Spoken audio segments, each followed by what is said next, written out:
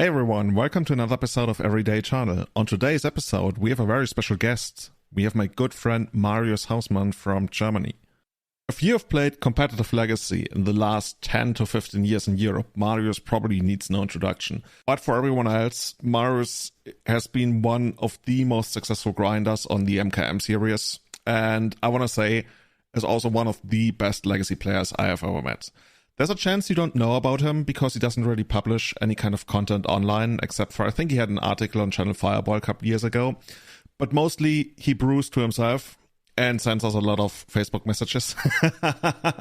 No, but seriously, Marius is one of the guys you want to talk to when you want to get an unbiased opinion on any kind of deck, really. And that's why we invited him. Callum has been enjoying Painter a lot, a real lot. And since I also recently became a certified Painter expert after picking up for our league, we decided let's invite the guy who's actually been brewing on this deck for the last 2 years during all of lockdown. And I want to say probably even more, but that's when he really went into overdrive. We dedicated a good chunk of the episode, something like 40 to 50 minutes, to talking Painter, both the deck in general, as well as the differences between Callum's and Marius' lists. Marius specifically plays Blood Sun, whereas I think Callum only has the Magus of the Moon, the main deck to fetch in the first place, and instead goes with Urza Sagas. So that's a pretty interesting topic. And after that, we delve really deep into the 240 players 4 seasons Bologna that just went down the other weekend. There's a lot of interesting deck lists. We look at the top 16, specifically 5 lists that I have selected from them. And spoiler, there's going to be the one deck that half of our Discord has been waiting for ever since it first showed up this summer. Affinity, straight up aggro Affinity. Made top 16, we're gonna have it. We're also gonna have Yorion, Urza, Stompy, Karn, whatever you want to call it. It's basically the most broken thing you could ever imagine. That also top 16, and a lot more.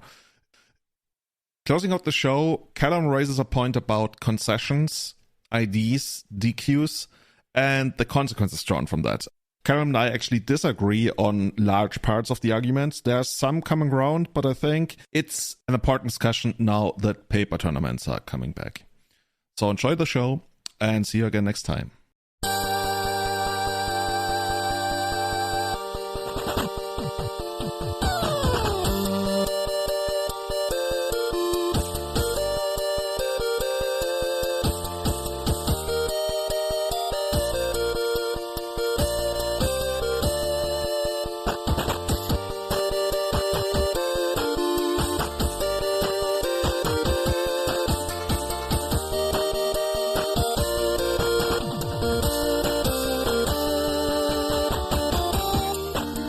Hello and welcome to Everyday Channel number 111, your favorite, most deceptively named bi-weekly Legacy podcast. If you want to support the running of the show, you can chip in on patreon.com/everydaychannel. Callum, dude, how's it going? How has your October been thus far? As I said to you just now when we were setting up, like not bad for a Monday, it feels very Monday-ish, but had a pretty fun weekend. And yeah, October, what have we done? I had, not this weekend just gone, but the one previously, we had our London Monthly, which I'll talk about in a minute as well. So yeah, October's going pretty well. No complaints. Don't you destroy the magic? We do no setup. Just like, I just call you and I go, Callum, how's it going? And I keep running the recording already. So that's, yeah. There's no preparation or setup or anything on Everyday Turn. It's all on the fly. What's the preparation? Yeah, I've no idea. It's always like, is Julian going to sing at me? Like, God, you need to prepare for everything. Yeah. And that's also why we totally randomly have Marius Hausmann in the call. So, Marius, how's it going? How has your week been thus far? These first 22 hours, actually. Hi there, Julian. Yeah, it's not that easy at the moment with this my second child now there. And he needs a lot of attention the whole day long, but it's, of course, he's kind of sweet, and he is worth every minute I can spend on him, but still quite tired at the moment, and not that much looking forward to go back to school on Wednesday when the parent month is over. Okay. So what does your daughter think about him? She likes him very much. She has, at the moment, at least, no problem with him. Let's see how this goes on when he starts picking up her stuff or taking away her play toys. Okay, so she has not suggested sending him back to the store or something, because I've seen a video where like the older child suggested that, and then okay, we're going way off topic here. Not yet. Yeah, this was one of my favorite videos. I definitely did that when I was a child to my younger brother and sister. This was 100%. One of my favorite videos, and I have to totally go off topic here because I watched it last week. There was the older child, which was like 5 years old or something, and she told her mom, my little brother, I think he's a little off, and we should return him to the store where you got him from and get our money back. And then when they realize that he's a little bit weird, we can buy him back for less money, and that way we actually make money. And she there was a video where she suggested that to her mother. The only thing she says sometimes is, Daddy, put him away and carry me instead now, please. Oh, that's cute. But that's all of it. Oh, okay, no capitalism going on in the Hausmann family. Back to topic. I have finally played some more Paper Magic this weekend, and it was quite funny to play again a Magic card tournament for the first one for the last 2 years, nearly 2 years. It's crazy, right? I think all of us, we've played a lot of Magic, or like some of... Well, Callum already started playing earlier, but I also played my second paper tournament in a long time this weekend. The first one where I actually did well and didn't like totally scrap out. So yeah, it kind of felt like I totally like pushed away the thought of the first one. But yeah, I also played one. But why don't we start with you, Callum? You played in one of the most established Legacy series in at least Europe right now, right? God, it's crazy to call it that, but it's kind of, well, when there's not much competition, yes. But also, yeah, but no, I should talk it up. We've been like playing. We've been doing these LLMs, London Legacy Monthlies, for like 5 years now. Actually, I looked up when our first one was, which was January. So in January, come next year, we'll be doing them for 5 years, which is pretty cool. And as we know, like, so these recent ones have just been selling out. Like, so this last one was sold out, and it sold out within like a day, or I can't remember, maybe 2 days. And the one for November sold out in under 2 hours, which is just insane. So yeah, the squad was already coming, right? They're trying to resell the tickets. yeah. There was so many jokes about selling a ticket for 10% more or whatever. But anyway, that's next month. This one was really cool again. First of all, shout out to a bunch of people that came from like the northern England. We've got Birmingham crew. There's some old faces, which are great to see again. Wisbit and Al and Rory from up north. Special shout out to all of you. Really makes it kind of amazing having not just like the whole London gang, but like everyone, like loads of Legacy players from all over England, which was fantastic to have. Does Birmingham already count as north? Where? Birmingham? Is that already north to you guys? I just call anything not in London north. So even if it's south of England, it's just north to me. Yeah. It's just the way the England works. But I mean, it's northern, but it's not actually northern England. And you played sorry to interrupt you there. I was going to say, I played really, really sweet Yorion Bomberman list from Canacan. Anyone that's like plays Bomberman probably follows them on Twitter and knows the name Canacan, at least from the only crazy person enough to play Bomberman a lot online, because it's a fucking slog. But really sweet deck. Like, it's playing obviously white for Auric Salvages, and it's mostly mono blue. It has all the usual suspects. So it has Emery, Psy, Urza, Thought Monitor, thought casts, and then like loads of baubles and LEDs and walking blisters, obviously. And the deck was amazing. It's a Yorion deck, which is, I was like kind of thinking, Yorion in a combo deck is already quite questionable, because you're looking for your combo pieces. But God, this deck draws so many cards. With Emery, you're rebuying the thought monitors, and the thought monitors and thought casts and stuff is redrawing things. And then with Urza and LED making all this extra mana and soul lands, of course, you're like casting Yorion to blink thought monitors and everything a lot. And then Psy, actually, you draw a lot of cards with as well, because you have so many things to sacrifice. So it's a deck that has 8 forces main deck as well: 4 force of will, 4 force negation. And it really played like a mid-range, or in a lot of times control deck. And then I comboed just like late game if I was losing the fair game. So that's a good way to look at it. And the deck felt incredibly powerful. I managed to go 4-0 and double ID the last 2 rounds to top 8, which gave me some time. Gave me some time to cube in the middle as well. It was like the perfect day. Go 4-0, get 2.5 hours to cube with some people, and then play the top 8. Top 8, I got killed by Doomsday, turn 2 and then turn 1 with force backup both times. As you do, like nothing to be upset about there. That deck is built to be as powerful as that. But the top 8 was really sweet. So we had Death and Taxes twice. Let me, I should remember, I'm going to look it up. But we had Death and Taxes twice. We had Jeskai Sagavan, with Stoneforge Mystic in second. We also had Doomsday, as I mentioned, from one of the Brummy crew. We had... 1 second, I'm almost there. We had... So 2 Death and Taxes players came first and third. So Robbie Thandy and Rory Smith in third. And then we had Kieran Randazzo, which was one of the Bowman crew, as I said, on Doomsday. We had Juan Carlos, who was on Eldrazi post, like a deck we hadn't seen for a while. And then Julian, you kind of said recently, it won a challenge. It came out of nowhere.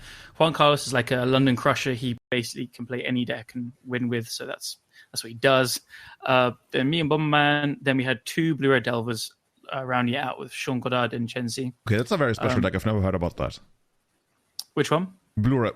What do you call it? Like is it Delver? Is it Delver? No, it's not actually Delver because there's no Delvers in it. So, yeah, they were fairly typical. You got your monkeys, your Dragon Rage challenges and stuff. Yeah, the first they cut 2 Delver, and it's just a matter of time when probably all 4 Delver go out of the lists. Just a question to your Bomberman, because I like the deck very much. Is this the list with Aethersworn Canonist in the main? No, I do like Canonist as well because you can combo through it.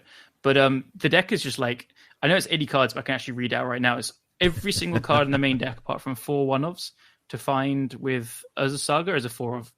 So you got Ballista, Embry, Psy, Uruk Salvages, Urza, Thought Monitor as creatures, Force Negation, Force of Will, Thoughtcast as spells, and then LED, Lotus Petal, Mishra's Bauble, Mox Opal, Urza's Bauble. They're all 4-ofs, and then you have 1 Expedition Map, 1 Retrofitter Foundry, 1 Shadow Spear, 1 Soul Guide Lantern. That's nice. nice. And then 20 lands.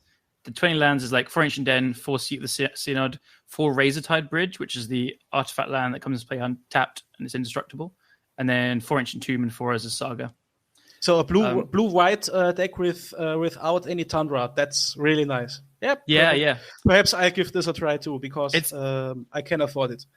Yeah. It's hard to play online because you've got to do the Bomberman combo, but it's also quite a slow, fair deck. So you combo like after playing a control game for like the first 5 minutes. So I don't know. I've played a bit with it and it's tough, but it's incredibly powerful. It's basically a mono blue deck, splash salvages, and you can quite easily. And then the sideboard is just like some 4 engine explosives and some ley lines and fluster storms and stuff, some removal.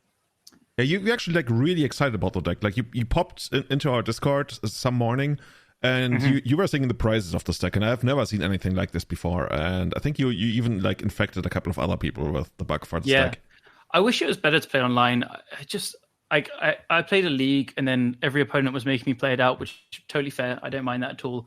But I just conceded some matches because I was like, in my head, I've won this game. I don't want to spend 10 minutes just clicking, so I conceded it. So it's a bit of a pain to play that there, but I'm definitely going to play it more in paper. I think it's got massive potential. I really underrated the aspect of having 8 forces in a deck that draws so many cards, because you do just like, play to the board, you play your Emery or Psy, or Urza, which can like run away with the game, and then you force the relevant plays. And then, especially with Urza, you generate a lot of blue mana, you can hardcast the forces very easily. I was having some turns where, like, I remember one game I was against Food Chain, and I Urza's Baubled them, and I saw a Walking Blister in their hand, and then I Mishra's Baubled them, and I saw a Food Chain on top of their library, and they had the 3/3 Eldrazi in play. I was like, oh shit, I'm dead next turn. I had nothing. So I was just going to like set up for a combo the following turn, but instead I had to play Urza, and then I had like 2 LEDs, so I got to tap both LEDs, and I had 2 Thought Monitors in play. So I got to tap both LEDs for blue, then sack them both, making 8 mana to get Yorion. Yorion blinked both Thought Monitors and the Urza, making a second construct. And then the 2 Thought Monitors draw me into a force and a blue card, force the thing, and then the constructs were lethal next turn or something like that. Wow. It does some things. Like the deck, I was very skeptical of Yorion because, as I said, like, if you're a salvages combo deck, you want to find the salvages, the LED, and the Ballista. But actually, the deck just counters a lot of stuff until it needs to win. So it's more like a backup plan, almost like this. This is what I've always been saying about elves, right? When people tell me elves is a combo deck, I'm like, yeah, like we have 2 or like 1.5 combos in the deck, but it's really more about like having those to punish opponents who don't respect them. But most of all, we just like get in there with like 1 or 2 creatures every turn and draw 3 cards a turn, and yeah. Absolutely. Like I had a game against Blue Red Delver where I got Blood Mooned out of the blue, and I had like no mana to do anything with apart from 1 Lotus Petal. So I was like, okay, well, I have a Salvages. I'm just going to go for it. And they didn't have the answer. They had like a Bolt, which doesn't kill it. And then so it's your like get out of jail free card, which you can do. But then I had a match against D&T, which we played. When we were both 4-0 waiting for the cube to start, we played for fun. And I was just like, play a control game. I got to like play an Emery, which they have the swords. Then I played a Sai, and then an Urza, a swordsing, then solituding. And then after all the removals come out, that's where I get to play a Salvages and just combo and win. So every threat is so powerful that it needs to be answered. And if they play a really slow game, you have these Thought Monitors and Thought Casts to just keep drawing cards. So your only natural weakness is Delver, or Doomsday, I guess we just heard. Yeah, so I thought like with the forces, I'd have a bit of a shot to maybe combo quickly. But yeah, it just didn't come together. So I think you probably are weak to it. You could play some more sideboard cards, but again, with an 80 card main deck, you need to be very careful with what sideboard cards you play, because I think you just want to play like almost 3 and 4 ofs or as a Saga targets, and then they need to be very like focused. That makes sense. Yeah. So who actually took down the tournament? It was Death and Taxes, a guy called Robbie Thrandy, who. It was especially cool because this guy, he played fantastically all event, and this was his second time coming to it. He played Burn last time, and he's pretty new to Legacy, and he just played fantastically. It's really cool to see someone newer to Legacy take it down with a deck I think as hard as D&T as well. So definitely. If you're listening, Robbie, well done again. Good job. So moving on, Marius, you played in Aalen, right? That's another tournament series in Germany. And how did things go for you? And what did you end up playing? At the moment, the biggest tournament we have in South Germany, at least, was 47 players. Oh, that's fewer than etc. Frising. But go on. Okay.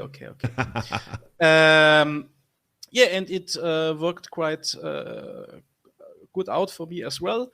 I was 5-0 and then was able to ID in the last round with my friend. And from Opscore, he was then first, me second, but we split anyway, so it didn't matter at all. Did it?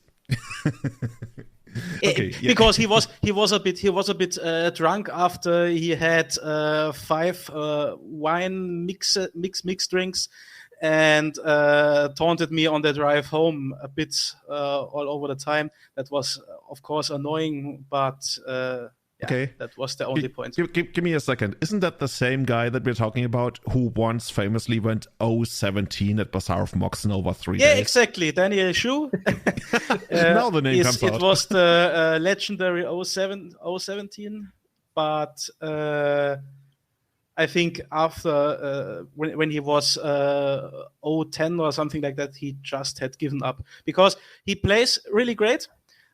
His only kryptonite, his only weakness is when he makes a mistake, he gets himself into quite a rage and then starts to play really bad. Okay. Because I remember at the tournament where he won.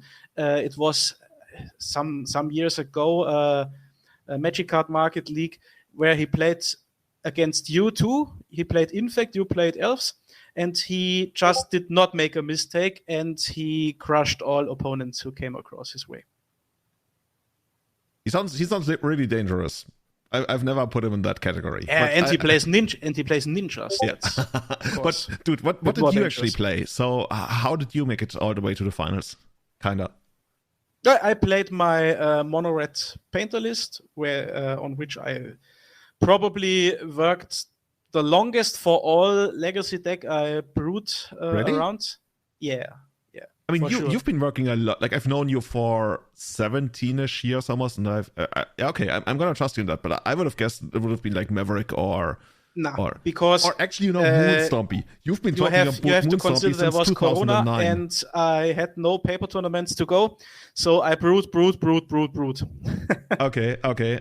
I'm gonna trust you on that. But before we go into the depth of painter, because Callum is also a very, very, can we call you experienced painter pilot, Callum? Do you have a lot of reps? I wouldn't call myself experienced, just enthusiastic. Oh, that's the cheap version of it. That's what I'll you put get there. on a resume or something. The truth is, I've always loved the deck, but I haven't played it as much as any of the true experts. And I think I can play it okay just because I've played a lot of Legacy, not exactly painter. I've always loved it, but I've never really gotten this. That sounds like, you sign up to a position, you're like, oh, I've always appreciated open heart surgery. I just never really got into it. I've played against it loads. Does that count? Okay. I mean, look, I have played it a lot as well. I've played quite a good 50 or so leagues, and I've played it in paper a decent amount now. And I've always read the strategy things and on the source and anything when I was younger about it. So okay. Yeah. So awesome. And yeah, that's what you guys have been up to. I played in the actual largest Legacy tournament in southern Germany, at least this weekend. Wow. Shots fired. Yeah, larger by 2 players exactly. I think we had 46 and etc. on Frising. 6 rounds, no top 8. And the organizer, Benedict Gruber, just sent me the metagame, and our metagame is just all over the place. I'm not even going to try to make anything of it. Yeah, just as in Aalen. That's the same. I mean, all over the place in the sense that there's really nothing that's we had 46 players, and the most played deck has 4 copies. And that would be Storm, all variants of Storm, Lands, and Miracles, and Blue-Red Delver. But we have highlights like Blue-Red Stripknot. I'm not even sure what a Stripknot is. We have... Don't want to know. We have Hammer Time, famous Legacy deck Hammer Time. I was planning to play that at my store tomorrow. Oh, where are you? Okay, I've heard a lot about it. Iris has been singing its praises for Modern, at least. The 2 most played Legacy decks in Aalen were Burn and Black-Red Reanimate.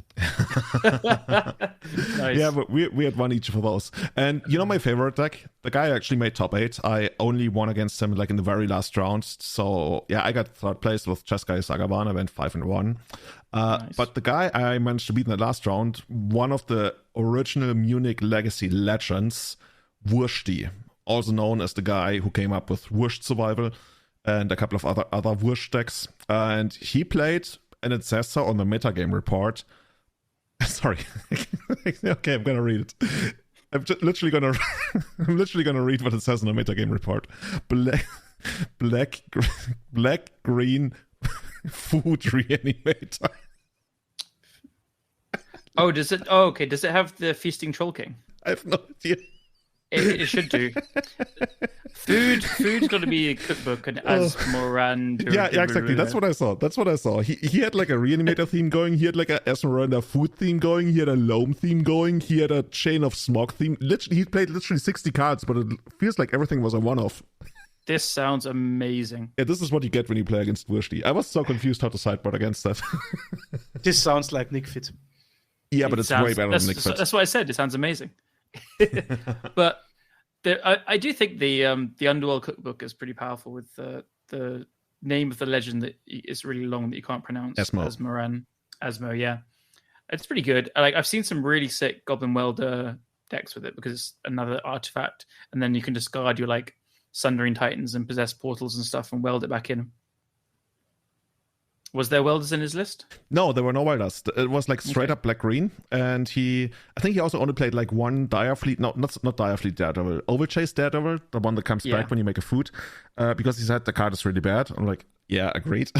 That is the absolute engine with Cookbook, though. So it is. I guess he's not relying on Cookbook as much as the modern variants. Well, to a degree, he basically told me he just replaced them with Entombs because those can also find the Overchase Daredevil. That's smart. That's really smart. That's smart, yes. Yeah, and that way he also has a Reanimator theme in it. And while he has that, he also plays what's the new Grief, the new Unmask, basically. And one of the games, he took my Murktide from my hand the very first turn, and I was like, okay, this is a card I'm not going to cast for a couple turns anyway, and then he reanimates it. I'm like, ooh. And I just realized that it only works for instance sorcery, doesn't it, to grow it? But I was like, If you, I think it works for any card. Actually, no, it works instant sorcery. You're right. Or is it? Unfortunately, otherwise I was thinking the Daredevil would trigger it. That'd be pretty sweet. Oh yeah. You're right. Whenever an instant sorcery. Yeah, but here's the thing. So he went down to, I think he lost like how much? 7 life? Or I think it's 7. Yeah. First dates. That's quite a lot for a 3/3 flyer until you dredge loam and you make it full. Dude, you are so smart. Because I was like, I'm gonna get my Dragon's Channel, it's all gonna be fine, I can block that, yada yada, like it's gonna be okay. And then he dredges low and puts a count on it. And I'm like, fuck this shit. My guy. This is the kind of incremental bullshit advantage I love. Incremental bullshit advantage. That sounds like a deck name, yeah. But in the end, I narrowly got there. But that deck, if you like I probably made a ton of mistakes, but if you make one more mistake, then it just crushes you. This was insane. Like this deck actually, if you streamed this deck, maybe I'm gonna ask him for his list. You're gonna get a lot of viewers. Please do. Yeah, please ask him because I'll play it at my local at least. Okay, you gotta give us a tournament report then. I'm gonna get that. Awesome. So yeah, I got third place. First place were A and T, the guy I lost to because I didn't know that AV Progenitor Ooze, like it makes tokens, but the tokens have converted mana cost 5, so you can't prismatic ending them. And I was like, it's gonna be easy. Tokens with converted mana cost 5? Yeah, I was just as confused. I was like, it's gonna be so easy. I have two prismatic endings in my hand, and then I'm gonna make a token with the Saga, and it's gonna be bigger than the other tokens. All gonna be fine, and like, oh fuck, yeah, whatever. Because they are copies of the Ooze. Now I get it. Yeah, it's because it's the first creature ever that has Storm. And like previously, we didn't really have permanents with Storm. We only had instant sorceries with Storm, as far as I remember. Yep, correct. There are other creatures that make CMC things that like Pack Rat, but there's not many. Oh, that's true. That's a good point. Yeah. So yeah, and second place, Mark Vogt with his. Is it 4-color miracles? Is that the established name now? It's 4-colored miracles. Yeah, I just talked with him today. Okay.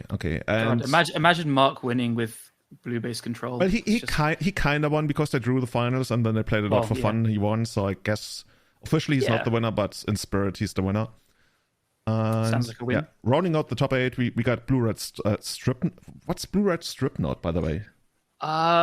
Strip Down. Yeah, I'm just thinking it must be dressed down, then you play the Dreadnought. Yeah, probably something like that. Yeah, I would guess. I'm pretty sure that's it. Yeah. 5th and 6th place, we got Green-White Depth. 7th place, Black-Green Food Reanimator. Hell yes. 8th place, Mario's favorite deck, Blue-Black Ninjas. There was a ninjas in Frising as well. Okay. Somebody was ninjaing people. In Aalen, we got ninjas, painter, burn, black rat, reanimate, lands, and one bunt control or 4-color control. I don't even know. And I guess Timur food chain list. Yeah, so sounds like the current Legacy Metagame right now. It's kind of funny how you see like Bomberman and Food Chain and stuff, like those decks that you don't really see online because they're just like such a pain to click through. Like Alluren is easy mode, right? Alluren you can do, but the other two, it's I really do think the Bomberman shell is actually incredibly powerful in current day Legacy because especially the ones with blue in, the blue artifact-based cards are so good right now. So I think those decks are underplayed and underexplored, and the Bomberman combo is just very good, and it's just horrific to play online. So that's why you don't see it more. So yeah, I'm very high on these kind of things. And Food Chain is okay. I don't think it's quite as good as Bomberman. It's kind of, they fill up the same kind of niche in that no one really plays them online. The cool thing is, if people don't really get enough reps against Bomberman because nobody plays it, that can only be to your advantage, right? Yeah. But once you start playing in paper tournaments, that matter. I think I had 2 things online because I played the challenge last Sunday as well, and then I've played 2 leagues in the challenge, and I've had like 2 or 3 people kind of cast an endurance later in the turn where it didn't matter. When I actually had the first time I sat the LED, I only had 3 white mana and went to return it. I was like, they could have blown me out with that, but yeah, people are just forgetting to do it or not being super familiar with it, I guess. Yeah, and that kind of segues into it's not really a big first topic, but something that we talked about on the podcast podcast Discord recently, and that is what actually is the true Legacy metagame.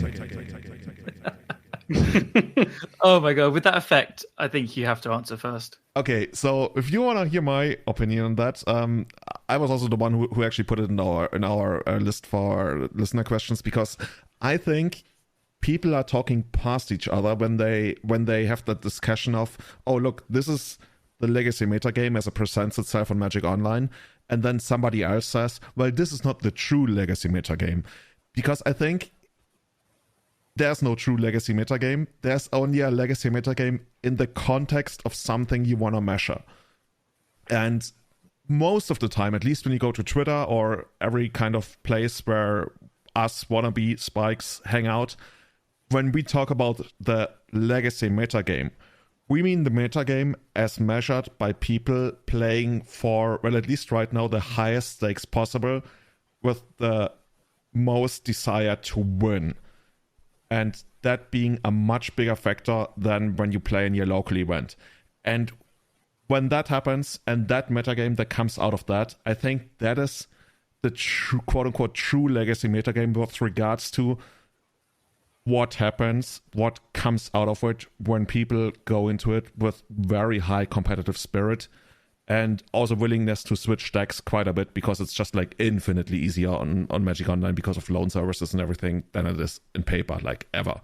So I think that is the true quote-unquote Legacy metagame with regards to competitiveness, what is good, what is powerful. And from there, I think what people are saying, at least that's how I understand it, is when they say, that's not my Legacy metagame. I mean, that's fine.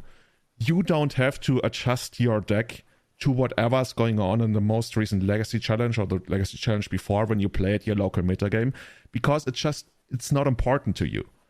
I mean, you might want to play the most teched out list and get like a little bit of extra percentage, but it's probably not worth it if you know that your local metagame, like those local 20, 30 people you play against, is just like totally going to be different.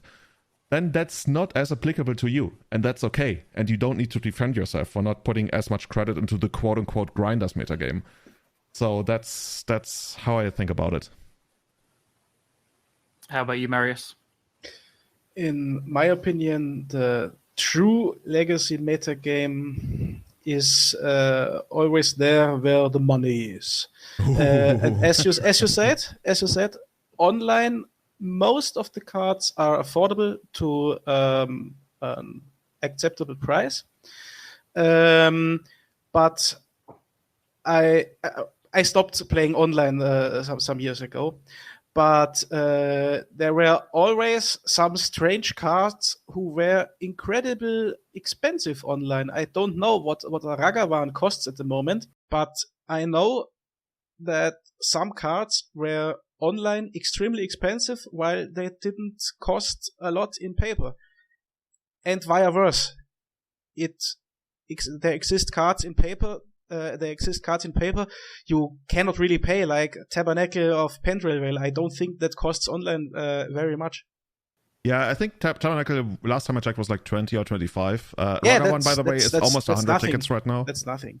And what you have to consider as well is, of course, the fact that in paper, at the local tournaments, people like playing their pet decks. They like playing their brews, their decks, who they like, and they might not even think that this deck they play is top tier. But especially now after Corona, I think the most important thing for most players will be to go to a tournament and play again their deck, which they really like to play. Online, it's much more competitive, I have to agree here, because online you don't have the social contacts if you are not a streamer who interacts much with his chat. So online you most of the time will really play to make a bit money of it, a bit extra money. Yeah. Or lose a bit of money. Or lose a bit of money, yeah, of course. But especially at these mid-range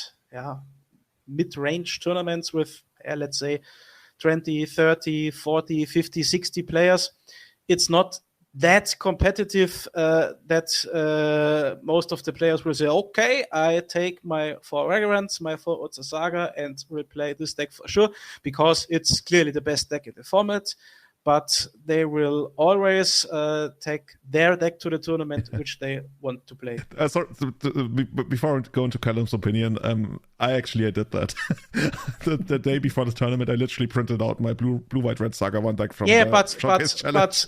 But in your case, I don't even think you played the deck just because it's probably, in your opinion, the best deck in the format, but because it's can interact in a couple of different ways, and you really like the deck to play. That's a difference. Yeah, I guess that makes sense. Like last time I also played a deck that I really liked, like Maverick, but it didn't really perform very well, and I just like got destroyed by what I should be destroyed. Whereas the one I played yesterday, it's not really getting destroyed by anything. That's just like how it works. And for me, it's the same. I had a good version of a Band Miracles available, and I'm quite sure I would always go at least positive with the deck. I'm quite sure about it. But the deck isn't fun at all for me. And I'm quite lucky at the moment that the deck I play was at least in this meta, well positioned and made a lot of fun and was good. Callum, what do you think? What is the true Legacy metagame? Where is it at? I don't have a lot more to add. I think I agree with both of you, like very strongly. Especially what you said at the beginning about, what do you define as the true Legacy metagame? I think it's going to boil down to what the person asking the question wants it to be in the first place. I think we all three agree, and I think most people agree that playing online is more competitive. I think that's fairly objective, but that to some people is not what Legacy is about, and that's fine. That's not their version of the true Legacy. Perfect example of us talking about these events that we've all gone to in the last couple of weeks. These top 8s and the metagames we were describing are not what you play against online. We're seeing the Bombermans and the food chains and the burns and stuff. And to a lot of people, I couldn't agree more with what Marius was saying about people want to play their decks. And if everyone's doing this kind of, I mean this in the best way possible, like gentleman's agreement to play their decks and what they find fun, this is what keeps the paper metagame kind of even more fresh and stuff and more fun to me. So I've been much more enjoying playing in paper Legacy recently than online for that reason. So I don't think there is a true Legacy metagame to be defined in the context of just us answering this question. It's going to be whoever's asking it probably has a perception, and it's going to stem from that. Yeah, that's a good way to put it. Also, something I want to add is with the introduction of proxy tournaments, it's a lot easier. Like the deck lists become a lot more fluid. And if anything, maybe it's going to make online Legacy and paper Legacy converge a little bit more. I don't know. Maybe that could be a thing. Yeah, that's true. In Aalen, for example, they have now really awesome homemade proxies, and these are really, really well done. Combined with the big tournaments in Tübingen, they put these proxies together. Big shout out to them. And they made a list, let's say 80 cards or something like that, with a golden border and the density of an original Magic card. And for example, the Mox Diamonds, Tabernacles, and the Lines of Diamond were all gone. So I'm very excited for the next Legacy event in Aalen, what the players are going to do. Because at this tournament, they weren't allowed. You could take some proxies for free with you. And now at the next tournament in December, the players will be allowed to play with the proxies. And let's say what's coming out there. You know what it reminds me of? It reminds me a little bit of a basic land box at drafts and stuff. Yeah, exactly. But with stuff like City of Traitors, Mox Diamonds, Tabernacles. Can you imagine that? All the tools. Just you walk up there and you're like, oh, give me a bunch of those underground seas and I'll have a little bit extra on the volcanic islands. Yeah, that's just enough. Maybe one for the sideboard. Who knows? It does put this really weird thing in your brain though. Like, so I got a full proxy, but like the same cardstock thing for a vintage cube. And so as I was sleeving it all up and sleeving this quote unquote Alpha Black Lotus because I ordered like all the oldest arts of everything. I was like, it looks real. It's like we're gonna play with this with Cube, and like we're gonna open it in the pack and be like, yeah, this is a Black Lotus. And it just, to me, like the game has always been about playing the game. I'm not a collector. I like kind of nice looking cards and stuff, but I really, at the end of the day, don't care very much about the actual cards and the value tied to it. I hate and stuff. I just want to play the game. And so having these proxy tournaments pop up more and more and more has just been like this weird kind of thing in my head, because I'm like, I was sorting a folder the other night and I was putting some dual lands away as an underground sea, and I was like, why the hell is this so much money? This is absolutely ridiculous. So yeah, it's in my opinion, it's the most healthy thing you can do about Legacy. Because when I think back about Julian will remember at the tournaments we have at the Sabel School in Munich, and you made 6th place or something like that in a 18-man tournament and got your white bordered plateau. And you asked, hey, here, white bordered plateau, $10. Someone wants? No? Okay. $8? Okay, I take it. And of course, there are two rare cards. There are always rare cards who were more expensive. For example, I had 2 Ravages of War in these times. This white-bordered Armageddon from the Portal box, and it costed $50. And $50 were a lot of money in this time for me, because I was a student. I didn't have that much money. Now I'm you working. looked like Mr. Moneybags to me back then when I came to the tournament. This guy had Ravages of War. Like, and 2 Tabernacles. Yeah, of course. Yeah. I remember when Ravages of War, and like, if you don't know this card, look up Strategic Planning. It's such a crap card, but it used to be at some point the most expensive card in Legacy. Yep, correct. And nowadays I really earn. Yeah, I don't earn a lot of money. My earnings are okay as a teacher. It's okay, and with the stuff I earn in 1 month, I am far away from pimping out a Legacy deck, even buying one. That's ridiculous. So if I had 2,000-3,000 euros back, let's say 15 years ago, I could have easily bought full pimped black bordered foil land still without any problems. You could have bought a vintage deck back then, kind of. Yeah, that's quite a good comparison. When I sold my power, 5 Moxes, 1 Black Lotus, and 4 Mishra's Workshop for Mishra's Workshop, it was 3,000 euros for all this stuff, and it was okay in this time. Yeah, I used to have a few Moxen when I was like way younger. I think I sold them to buy a guitar, and then thought I was never going to play Magic again. And it's kind of crazy to think about how much they're worth in hindsight, but don't regret it either. It's just one of those things that happens, and so. As I said, going into these times now where everything's so expensive, I just think it's on the players to play more and more proxy events. So our London events have been proxy the whole time since 5 years ago. And at the beginning, it was used less, and we are seeing it used more, especially for the dual lands. And we definitely do have some players like almost feel bad about it. And every single time it comes up in conversations, I just like, no, it's encouraged. Please proxy, please play it. People want to play against the good decks. People want to play against, people playing what they want to play. It's so cliche, but like there are some young kids now coming to these things. If they listen, Lewis and Avishai especially, they are. You can just tell they're absolutely great players already, and they are finally being able to play. Like Lewis has always played Mono Blue Delver and High Tide at our store before COVID that didn't allow proxies. Now he's playing Blue Red Delver, and he's just crushing with it. And he actually played like old school Rug with Nimble Mongoose and Stifle at last LLM and lost his win in just because he's such a Delver master. Because he's like, yeah, this is fun. I'm going to give it a go. He was like spell snaring Grim Monoliths and stuff. It's pretty funny. And then Avishai, he's a young kid again. Like I'd never met him before, like 2 months ago, coming to our Tuesdays and stuff.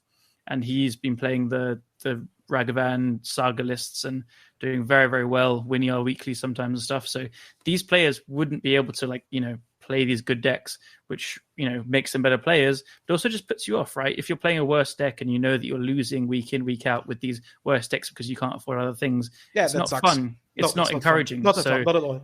Yeah, so I'm really glad be continuing to push for these proxies. Yeah, and I want to say, like Callum mentioned, this thing really is encouraged by at least pretty much all the people I talked to in the community. Like, my deck was 90% printed out. Like, I had some extra cards lying around that I put in, and nobody ever like commented on that. And I don't even remember which ones of my opponent. Like, one guy actually told me that his entire deck was proxy, and I didn't even realize he also had printed it out. And like, nobody cares. Like, you're so into the game. As long as people don't just come up with like MS Paint and print it out like really horribly. Yeah, we have a rule that it has to be like properly nicely printed, which is a bit vague, but you can't have a Sharpie on the back of a card or anything. You have to print it and ideally in color and stuff, and everyone adheres to that. Sounds good. Yeah. So with so much legacy going on, at least all around Europe, let's talk about one of the decks that both of you guys have been enjoying. I think I actually recently streamed it as well, so that makes me an expert, right? That's how it goes. And that is Mono Red. But I guess the name is the Imperial Painter, right? It goes back to the very original painter lists being more like blue-based, and then people came along and they were like, you know what, we should just play Mono Red with Imperial Recruiter. And that's how the name Imperial Painter was born, and now it's by far the most dominant list. I guess sometimes people like splash white for like... I would actually say Shortcake is the better and more played one currently. Yeah. I was just to be contradictory there. Yeah, it's just me. I like Imperial a lot. No, the thing is, I was just like trying to ring it around in the sense that I think Shortcake is also Imperial Painter. It's just like Imperial Painter splashing white. It's more like it's a subcategory of Imperial Painter as opposed to the original like more blue-based painter lists that were like quite different. The only difference, to be honest, is they splash two Aethers One Canonist, one in main, one in sideboard, and then always one or two copies of this crappy Enlightened Tutor. That's the main difference. And as you can hear, Marius is absolutely excited about that. I hate Enlightened Tutor too. Me too. It's never would play it again. Yeah, it's literally the definition of a crutch, right? It's weird because I don't mind, like, it sounds weird, one of them, because these kind of cards that are card disadvantage, like, there will be some matchups where, you know, if you have your Canonist, you play against Storm or whatever, or if you have a Torpor Orb against Doomsday, that kind of thing, or like, especially now, if you play as a Sagas, then you can not just license for them, but you can now play your one of Blood Moon, because the deck used to be heavier on Blood Moons historically, and you don't want to play that with Sagas because it's pretty bad. But there's enough matchups where Blood Moon is really powerful, and so you can just tutor it up. Like, so in Imperial, I play one Megs of the Moon because you want to have this like bullet against lands or whatever it may be. But you also got Portable Hull recently in Shortcake, which is a really big addition, I think. So yes, I saw this, but to be honest, apart from Blood Moon or Makers of the Moon, you can get all these silver bullets too via Goblin Engineer. There's absolutely no need for Enlightened Tutor, in my opinion. Yeah, that's fair. That's a very good point. So before we go into the details of the deck list, Callum, why don't you start us off with like an introduction to Painter and what makes it good? I see a red door and I want it painted black. You've been waiting all night to sing that or play that. Yeah. I was. Good timing. Yeah, so if anyone doesn't know, Painter Servant is like it's this amazing like mix of combo control and, you know, against the other control decks you can play beatdown kind of as well. But it's essentially built around Painter Servant, which is a 2-mana artifact creature, 1/3. And when it comes to play, you name a color, and every single card in the game is that color in addition to its other colors. So every color in your deck, in your hand, everywhere is that color. So you very historically used to name blue, and then the deck plays main deck Pyroblasts and red elemental blasts. So they turn into, from a sideboard card, they turn into just this absolutely busted 1-mana instant, destroy target permanent or counter target spell. So that's like part of the engine of the deck. And then it's a combo deck in the sense that you play Grindstone. Grindstone is a 1-mana artifact, and then you can activate it for 3 mana. Target player mills 2 cards, and if those 2 cards are the same color, you repeat this process. So the combo is you make everything the same color, and then Grindstone mills the whole deck. So around that, you play like Imperial Recruiter, where it gets the name Imperial Painter from. So you can tutor up the Painter Servant, and then with that you play Goblin Welders, and then the new Goblin Engineer, which is a fantastic addition. And then using this, you can do some amazing tricks. Like you do very often use Lotus Petals and Great Furnace to kind of weld them in and out, to play around days, to get extra mana. You can, play around removal very nicely with welders. Like you'll often, against Source of Plowshares decks, you don't want to play your Painter until you have a welder active to like weld it out to save it and stuff. And you can do things like, if you have a Painter in the graveyard and a Grindstone in play, you can activate the Grindstone, hold priority, then weld them together and stuff. There's a lot of really cool tricks with the Goblin part of the deck. And then you play fast mana because Grindstone is 4 mana to play and activate total, and then you have the Painter Servant for 2 mana, so you're playing Ancient Tombs and Soul Lands, and they help cast your Imperial recruiters as well. And then recently we've got like Khan as a nice addition, so it does play this control role very, very often. It's just my favorite thing about it is it really changes its game plan based on the matchup. So against Delver, you'll play control and probably quite rarely combo them because they have a lot of bolts and a lot of removal to stop you. And you just Pyroblast and bolt all their threats. Against a control deck, my favorite play is to play Imperial Recruiter and get another Imperial Recruiter. That's what you're famous for. Like I think that's what they call pulling a Callum. Yeah. So yeah, this is why I love the deck. It's flexible and it's powerful as well. You can build it in a lot of different ways. So currently right now, I do like mono red because, as Marius said, I agree here, you have so many tools available to you, even just in this one thing. And, Wasteland is still played a lot. So having basics is incredibly powerful. So I'm a big fan of that.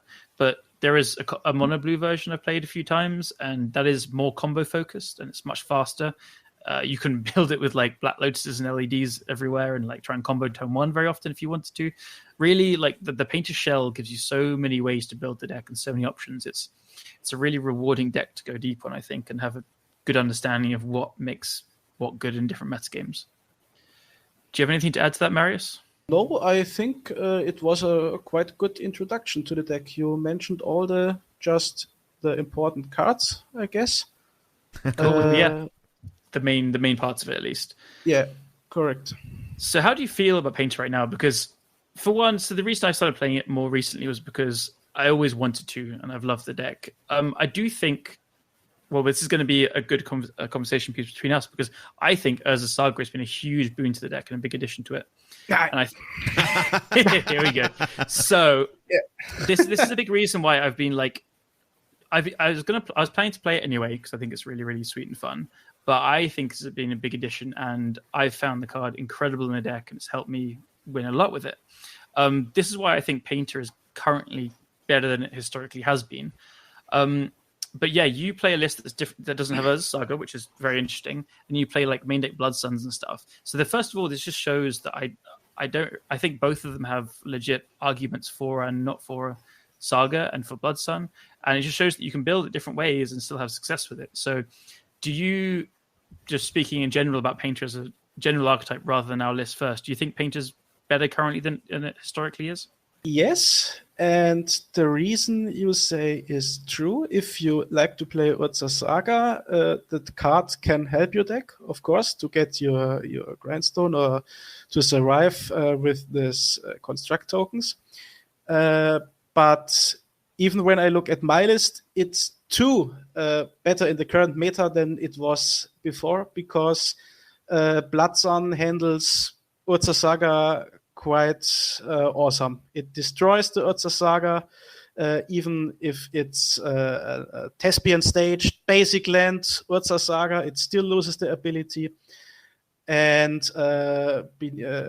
apart from that, you can shut down unfair strategies like Dark Depths or stuff like this too with the Blood Sun. Yeah, I think that's already comparing the two lists, right? If I might chime in as one-time Painter player in the last 5 years, my impression has been that Goblin Engineer was actually the card that, I don't want to say put it over the top, because it's like not over the top crazy, destroys everything, but it's probably the card that made it as good as it is right now, which is like better than it has been in the last 5 or 6 years. In my opinion, it's Karn. In my opinion, Karn is the deck that put the deck over the lists some years ago, because Karn does 3 things for the deck. He searches for both the combo pieces. He shuts down Chalice on 1, which was a huge problem for the deck because you couldn't even blast it, or your Goblin Welder got countered by it. Of course, at the moment, Chalice of the Void is not a card to be played very often, but still Karn handles it easily.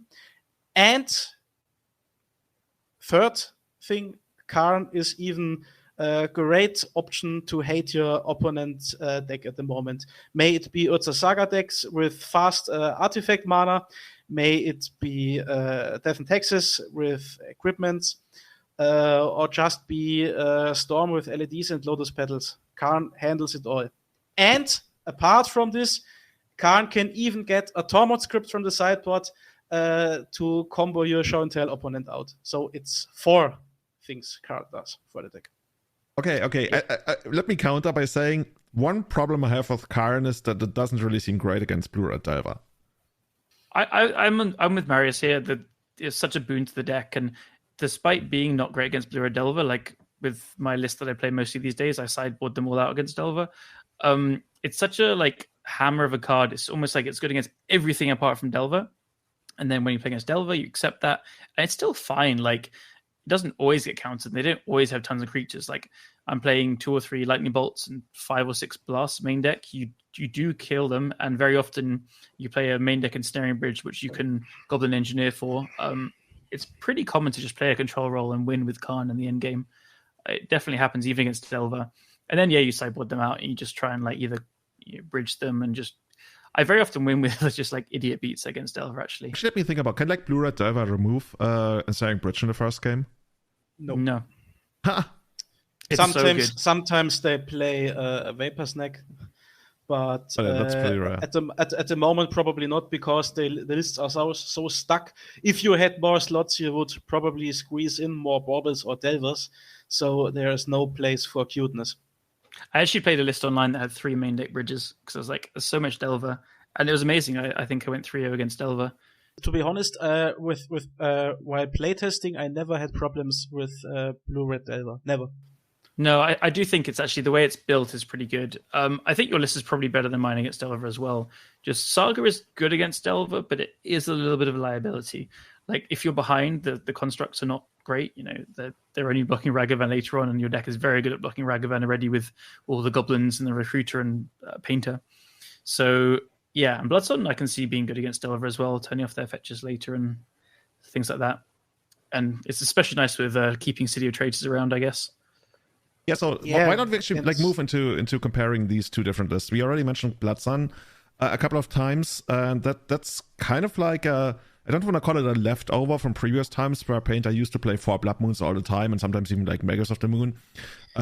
Now when I switched, when was the time when I switched? I don't know, a couple minutes ago. When Oko and Astrolabe were lethal, because this deck did not care about Blood Moon at all. You play. He had his 1 basic all the time. You play, or you invest your resources, your City of Traitor, or your Lotus Petal, your Seaman Spirit Guide to play an early Blood Moon. Screw yourself quite often, and opponent starts just have a basic Astrolabe, and with this I have all the mana I want. Oh, and then they played a lot of I switched to Blood Sun. Yeah. To have the cantrip myself, and to say, okay, you got your colored mana, but you got just a certain amount of mana because I shut down all your fetch lands. And since these 3 or 4 color lists play quite a lot of fetch lands, I think around 10 or something like that, it's quite a big part of the mana base you shut down with it. And when Oko and Astrolabe were banned, I wanted, of course, go back to the Blood Moons. And when we test once a week. And when I tested the list, I came to the conclusion, hey, Blood Sun, at the things I want the deck doing, it does these things much better. I even had a game where Blood Sun shut my opponent down from red mana, so he wasn't able to cast Lightning Bolt on my painter. That's pretty good. Loving it. Yeah, I gotta try it. So So the main difference is, as we said, Marius is playing Blood Suns. You also you have 4 City of Traitors, so 8 soul lands as opposed to I play 6. I think 7 I tested last week a similar list with 4 WotC Saga and 2 City of Traitors, and it just didn't feel good to me at least. And with the full 8 manlands, you get your Khan's cast. You have lands, the mana right? you need to get your combo out. And this was one of the things I did not like about WotC Saga. The deck has so much stuff going on, so many things to do for 2 mana and tapping a land to make a construct does really feel a bit underpowered in my opinion.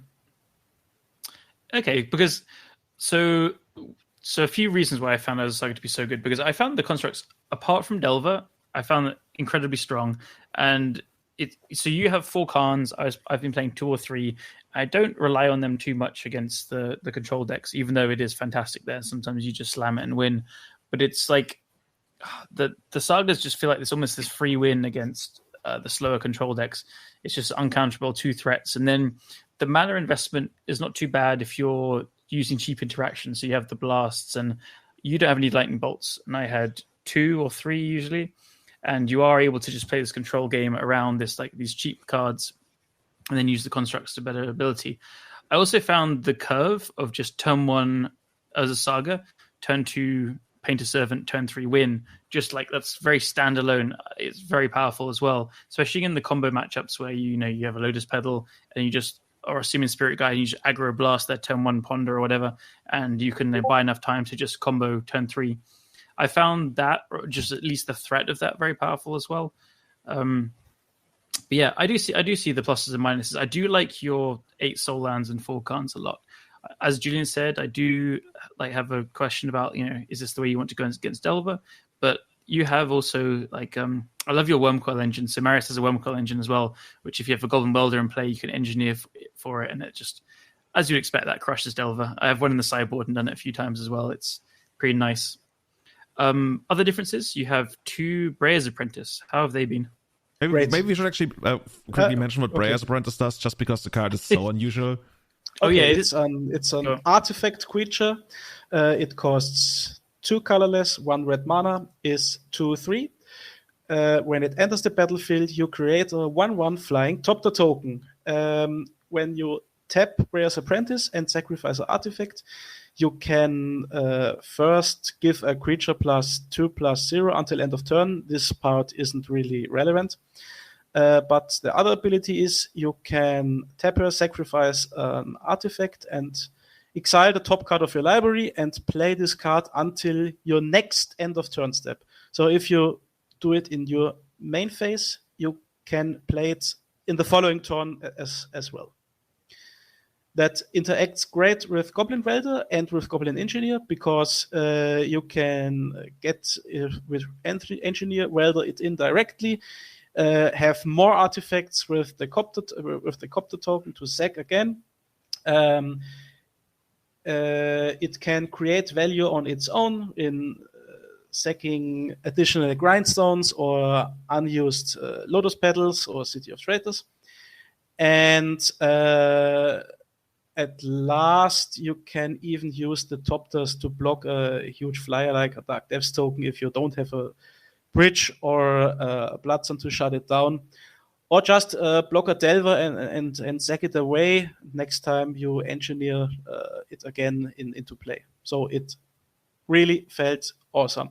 Yeah, what I really liked about it when I played your list, or actually I streamed it, since you have so many soul lands, you have 8 of them, I really liked having a card that I can play on the third, or rather on the second turn after starting out with a mountain, and it being kind of a relevant card. I think it's similar to the slot that Imperial Recruiter free. Yeah, exactly. Yeah. In some months ago, I played similar to Callum's list. I played 2 Smuggler's Copter because I really like them, and 2 Imperial Recruiter, with the synergy of Recruiter putting himself in the Copter as a body, and then Copter making more value.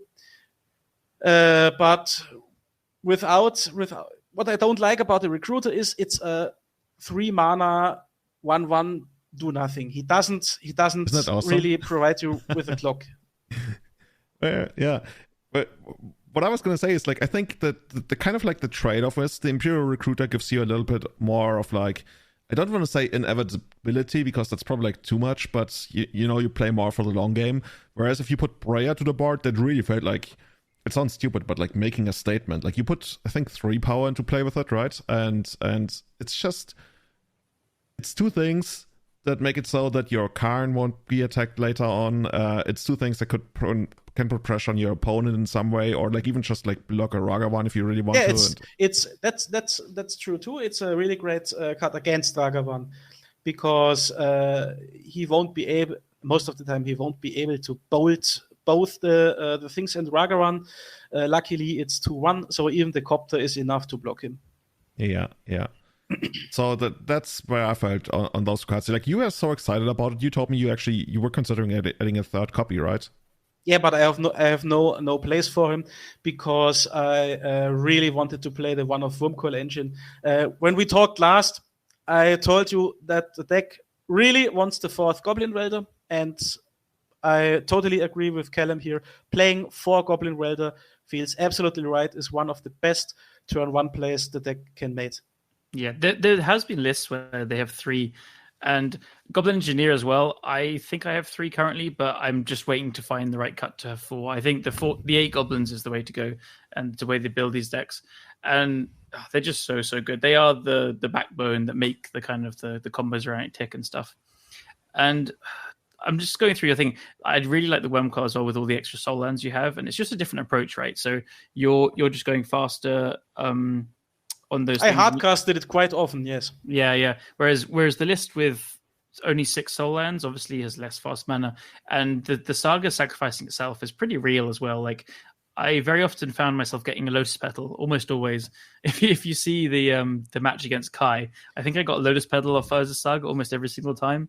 So I was wanting to add a Mox Opal, but I've always hated Mox Opal and Painted. Yeah, but to be honest, when I tested the deck last week with the Urza Saga, I really wished often I had a Mox Opal in the 60s. What I did not like about Urza Saga is that normal you play these strange casting cost 1 artifacts like Soul Guide Lantern or Pirate Style Spellbomb or Shadow Spear or stuff like this. Mm-hmm. And that's a cool approach of your list, that you just cut these things because they don't anything for the combo. So I only have Lotus Petals and Grindstones to fetch with it. I just found the fetching a Grindstone, because I have 2 Grindstones main deck in my list, and I've even considered going down to 1. But the sagas do get wastelanded or destroyed enough that I think 2 is fine. But then again, you might have the problems with the constructs that they remain a bit less beefy or fleshless. I mean, you don't have that many artifacts, and at least Shadow Spear is an option to gain the upper hand against Delver, even if. But if I might chime in there once again, I would actually argue that, at least on the ground, constructs are the biggest thing in Legacy right now. There's no Tarmogoyfs and stuff. Like, constructs are always gonna be the biggest thing, and in Painter, unless you play against like the blue Echo of Eons or whatever deck, we still haven't settled on a proper name for that, I guess. Other than that matchup, your Painter constructs are probably going to be the biggest in Legacy, and the only thing that's going to rival it is like a big Murktide. And I mean, there's Griselbrand and Emrakul and whatever, but that doesn't matter. I've even seen Griselbrand's jump block against constructs, and you know what I've recently seen? Meltdown. Yeah, dude, that's a saga token. Dude, that's very real. That is super real. The card first showed up like 2 months ago, and I've been gotten by it really hard, very hard. Yeah, actually, the lack of 1-drops to search with Saga, it's quite consciously thinking about how bad you are against all the sideboard cards. I don't think the percentage you get game 1 by having a Shadow Spear, which you could draw when you're like having a combo draw, or like the Soul Guide Lantern when you could just Karn for Tormod's Crypt.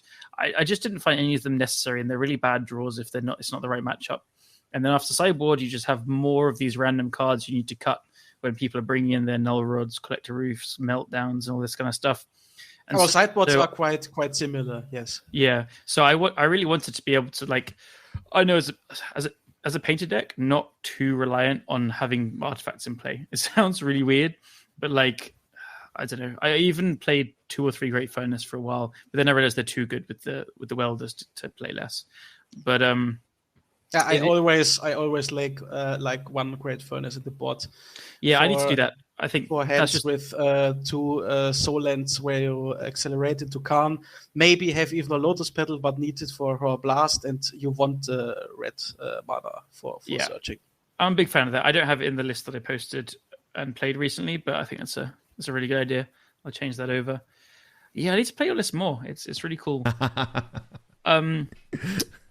Yeah, going on, like, every time I play a painter list, like, I'm a big fan of mono blue version as well that plays Emery is just absolutely incredible in the deck. Yep, I honestly wanted to play.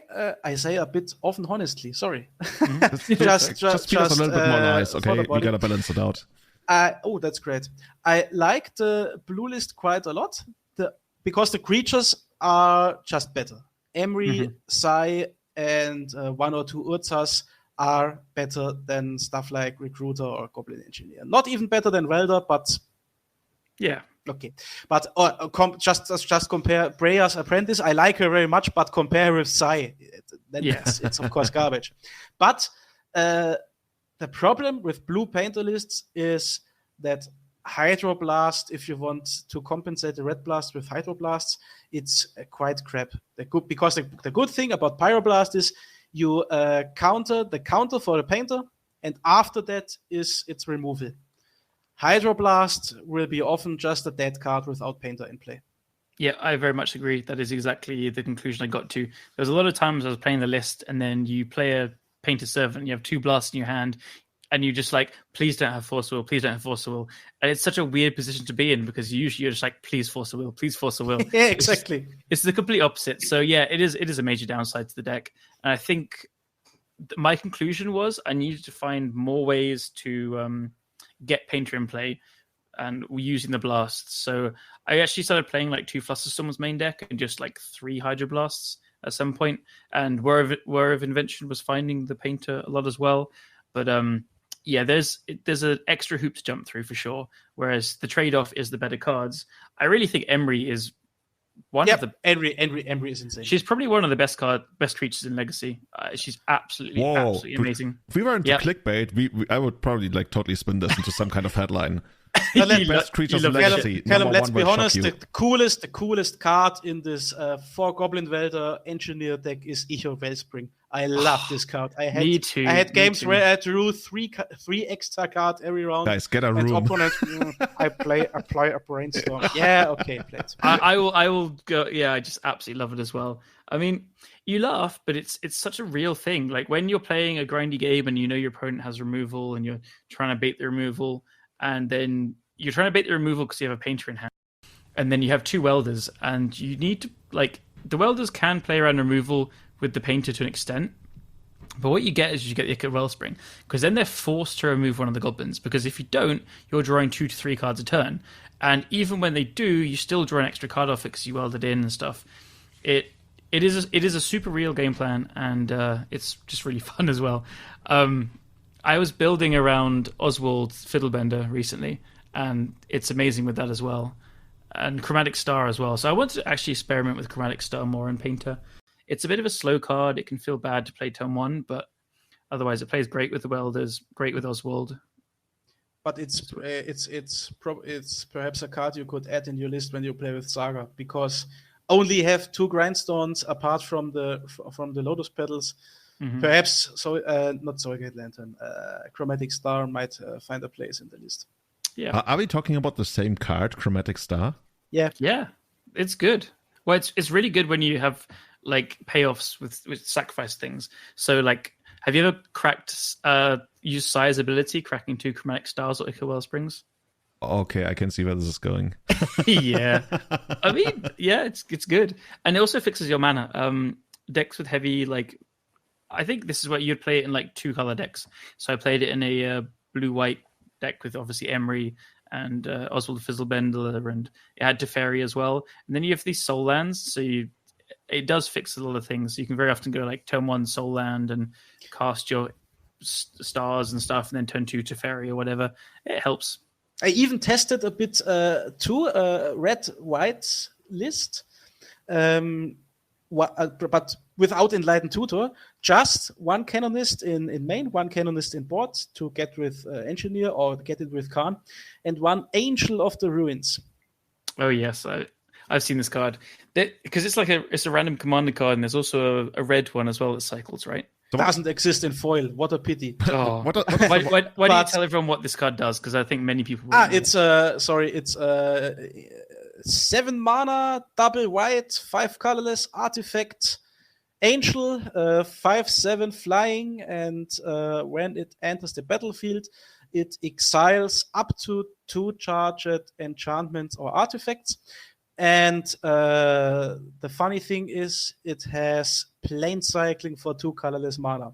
So, contrary to the Wormcoil engine, which might be dead in your hand if you don't get to 6 mana and if you draw it, you can just cycle the Angel to get plains or a plateau in the case of this deck, and then weld it in. Nice, but has not proven worthy to play it. No, Wormcoil just was better. Yeah, it's just one of these nice things where I love that you can, like, your opponent is not going to be able to respond to the cycling at all. You just do it, and then it is in play after the welder thing. But yeah, it's a cool card to play with, I guess. But it's true too for the start where you play Goblin Welder and turn 2 Engineer, and as soon as the Wormcoil is in the graveyard, opponent is not able to react anymore to the activation of Goblin Welder. True, yeah. Very nice. Yeah, guys, I could just like keep listening to you talking about all these ways. Dude, really, that's amazing. I could really tell that you guys are really, really into not only Welder, but like Paint as a whole. But Welder, honestly, I think Welder is one of the most exciting cards in the history of Magic. I remember when I started playing like Vintage, like in 2005 or something, and Welder was already around, and people were like teaching me all the Welder tricks.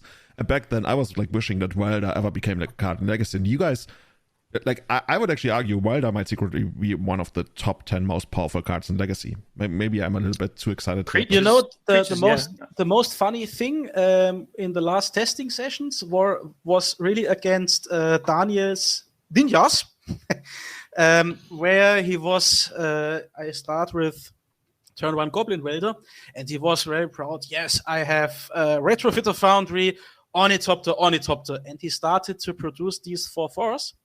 And I just welded them back. So I exchanged the 4/4s for the Ornithopters back in play. GG nerd, let's start from the beginning. And he did not have any payoff card. Just to sing the biggest praises of Golden Welder, which it's just, when you have these things where you weld your opponent's stuff, it's just incredible. I had this game against this mono blue, like a prison deck online, where they had like turn 1 Chalice, or I was on the play, I guess I had Welder. They played a Chalice. I played like land and left up Blast because they had Sai and Urza and Emery or whatever. They had Big Tezzeret as well. And they played a turn 2 Khan. I'm like, oh shit, I'm fucked. So I think I had a Great Furnace as well as my land.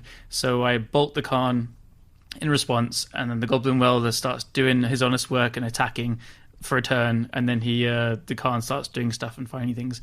And then the opponent made one little misplay by letting me attack the Khan at some point, because I drew 2 Simian Spirit Guides to cast a Crater Maker and then have a 2/2 to start attacking. Anyway, Khan got down, and then later in the game, my opponent has like Ghost Quarter, Crucible of Worlds going, so I don't have a land for the rest of the game. I have they have an Ensnaring Bridge, so if they draw another Khan, I can't attack it, which they do later on. They have more Chalices. They have everything going on, but because of the Ensnaring Bridge, they need to keep playing things, so I can't attack with these stupid idiots in play. And they finally draw a Mox Diamond. So what that does is they cast the Mox Diamond, put it into the graveyard, and they have no cards in hand, so they can't discard lands. So I can then weld in the Mox Diamond and any of their cards every turn. Yeah. So they even had they had a Lattice in play from the Khan earlier before I got to finally attack it like enough times. And so with the Lattice in play, I was just killing the Goblin Welder was killing anything I wanted every turn. And that's nice. And because they're a prison deck, most of their cards just do the same thing or nothing. So went on for like 10 turns until they had to keep tapping Ancient Tomb to cast their things to stay empty-handed. And I finally got to weld out like 3 chalices on 1, the Inserium Bridge to attack for 2, and then finally bolt them in just the most insane game on turn 15, where the welder probably killed like 10 lock pieces. Dude, this is exactly why we need more Legacy on camera. You had a welder that tapped for Vindicate. Yes. So this 1 mana just, he saw the world coming at him and he blew it right back.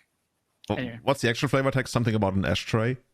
I wrecked your metal guy, but look, I mashed you an ashtray. Yeah. It's beautiful. I made you an ashtray. Yeah. Oh, that's amazing, guys. So if people want to play this list, we're gonna link Mario's list. We're gonna link Callum's list. Callum, if you want to update your list, according to what you said, just send it to me. Yeah, there's a few changes, but let me stress, like, there's been so many people in the Painter Discord coming in saying, "I think I want to make this deck a deck that I play," and even in our podcast Discord, a few people have been talking about it, and it's just such an amazing deck to go deep on, and it is solidly pretty high tier 2, I say right now, so you can absolutely build it and do very well and win. Just a last question. Are you happy with Urza Saga and 3 Blood Moon effects in the board? Yeah, I find the Blood Moons are so good that you trade them off. Like, if I know that I'm bringing all the Blood Moons in, I probably am not cutting the Sagas, but I know that the Blood Moons are so good that if I draw a Saga, it is what it is. And when I'm playing, especially if I have both my opener, I'll just play the Saga turn 1 every time. And because you usually get to like make a construct turn 2, maybe it's pretty rare, but you at least get to tap it for mana in the first 2 turns, and then you go and search for either a Grindstone or a Lotus Petal. You get 2 mana off it on the 3rd turn, which is about when you're playing the Blood Moon anyway. So, I mean, it's a bit of a nombo. It definitely comes up, but I find the Blood Moons are such a strong effect against a lot of things. Like, I bring them in against the 4-color control decks and they destroy them. And so both cards are so good. If they answer one of them, you have the other one, and vice versa. I never shy down too much against like anti-synergies. I always see people, posting a screenshot like, "Oh my god, what bad deck building!" But I don't know. When 2 cards are so powerful, it's fine, I think. Okay. Yeah. But I was saying, yeah, like as we mentioned, there's like the mono red version, there's a blue version, there's a really cool like blue black version with Strix and Tezzeret Agent Ebolas, which is very cool. There's just so many ways to play it, so I could not recommend Painter more. Weren't you the guy who played the show match against Kai? Yes. Yeah. Ah, yes, because then big shout outs for you. What I added to the list after I saw the show match was in the sideboard the Torpor Orb. It's so good. I had to pay $80 for it. That kind of sucks. I'm sorry. Because I have the deck all over with masterpieces and foiled out. But I saw it in your sideboard and thought, yep, this card I want for sure in my sideboard as well. Yeah, I think you struggle to beat Doomsday without it, especially consistently, and it's mostly there for Death and Taxes to stop their Skyclaves and Flicker Wisps and all that stuff. Yeah, that's a point about Blood Suns. With Blood Sun, you don't fear Death and Taxes.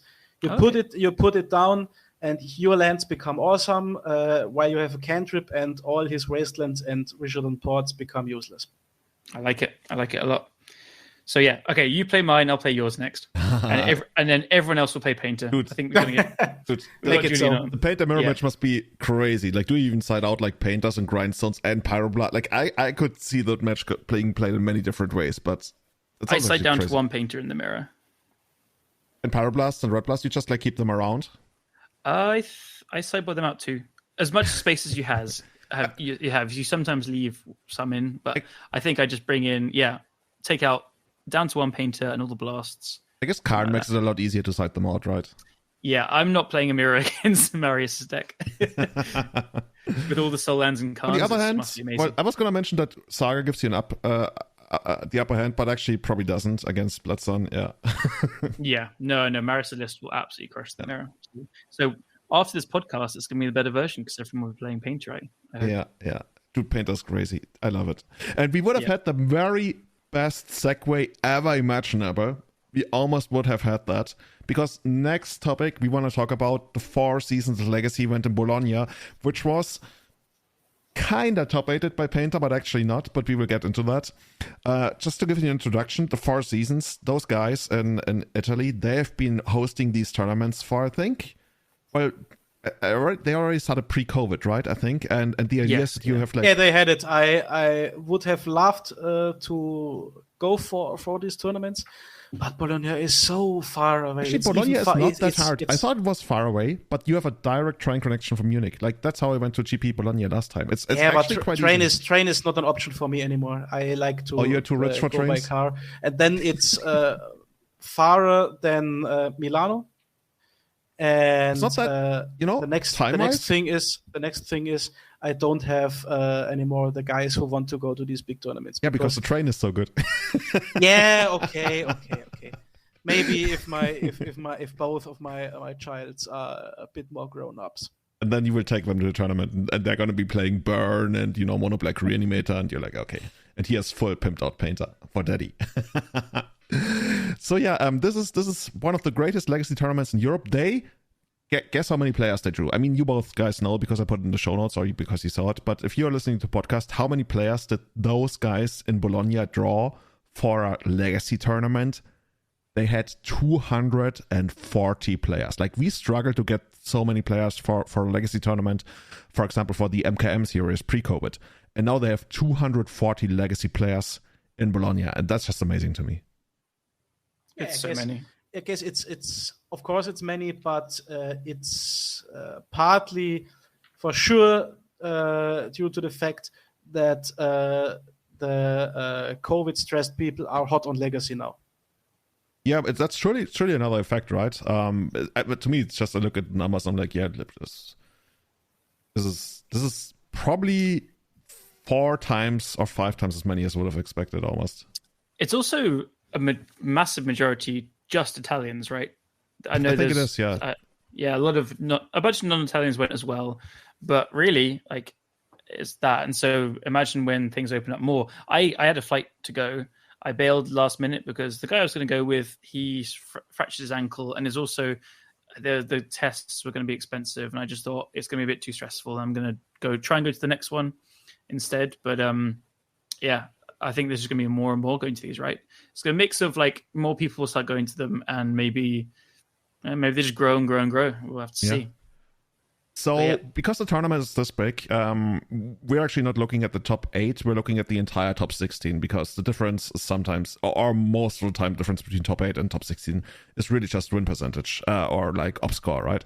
So I compiled all the decklist which they posted in the Discord, and here is the somewhat underwhelming result of what made top 16.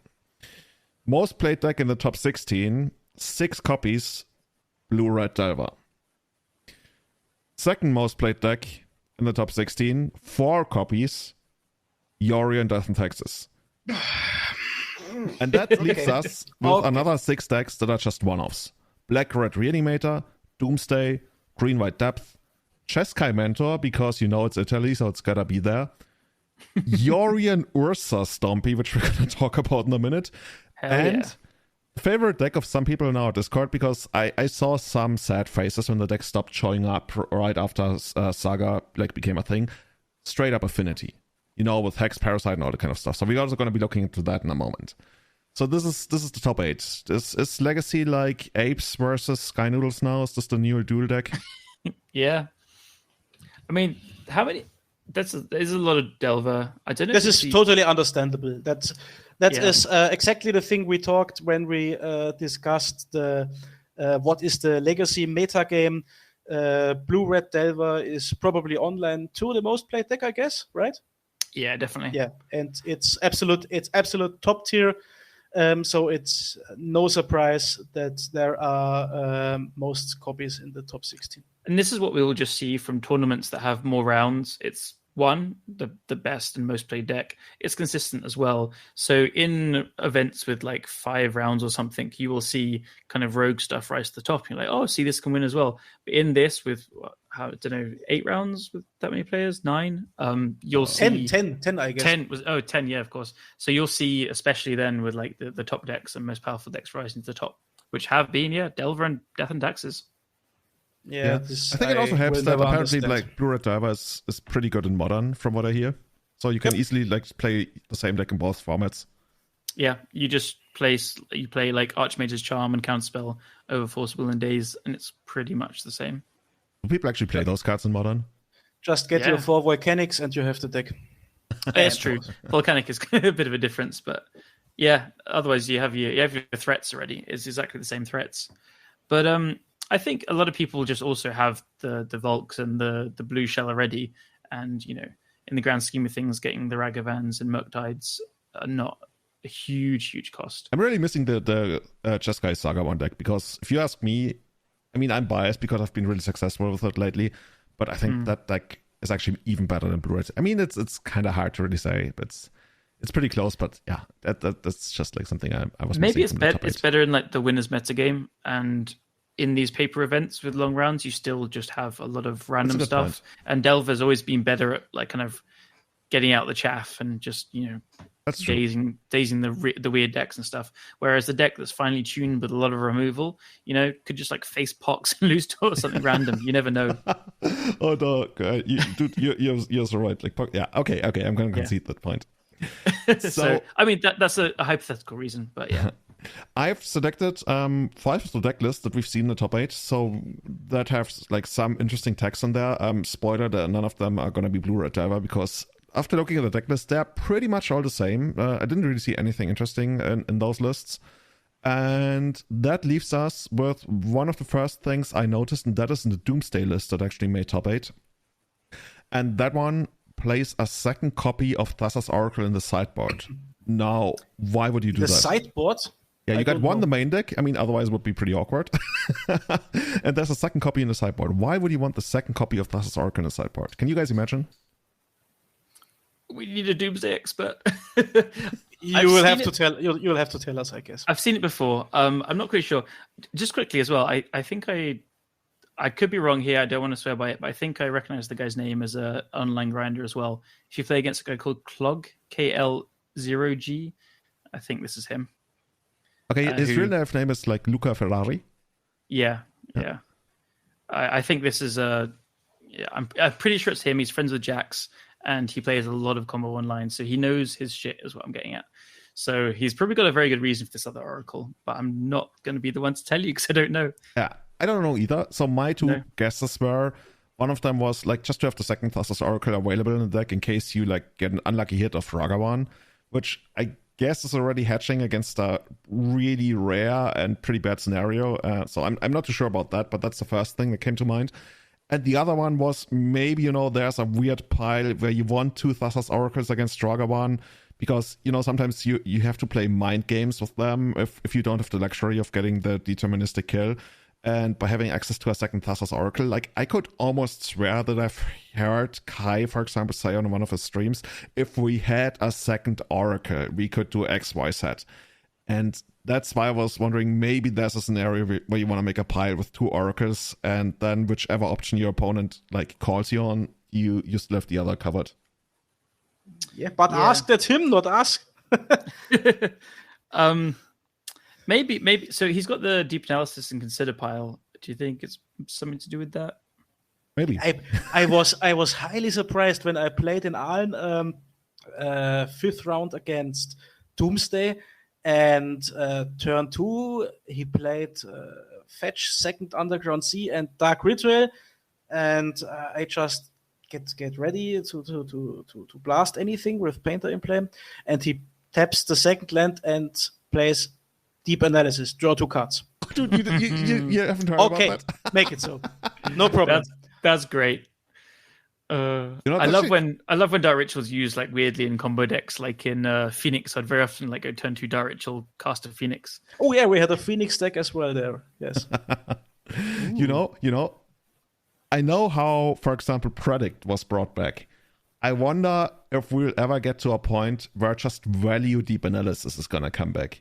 where Doomsday is going to be like, you know what, we're going to play more of those. I mean, it's awkward with the life loss theme in the deck and everything, but I could almost imagine, yeah, you're really selling it here. I could almost imagine like a month from now, people are going to be like, maybe we want that second deep analysis, you know, maybe in the board, you know. Dude, I think you're trying to sell something to the wrong crowd though. Like, hey, Doomsday fans, do you want to lose more life? I'm pretty sure they're going to say no. I mean, and plus, with Predict, you are perfectly prepared against enemy Enlightened Tutor. Oh, yes. yeah. And Grindstone and everything. Perfect. Yeah. This is just an anti-Enlightened Tutor parade. For fair reason. Okay. So if you guys know what the he also has 2 Watery Grave in the deck because he wants to lose more life. So maybe you'll sell him, actually. That's how you do it. Yeah. So yeah, if you guys know what the point of the second Thassa's Oracle is, hit us up on Twitter at EternalMTG and let us know. The second list I brought to us today, and there were 3 copies of Yorion Texas in the top 8. I compared them all. They looked pretty much the same for the most part. Interestingly, all of them played Urza's Saga, which I think is pretty much the standard now in these Yorion lists.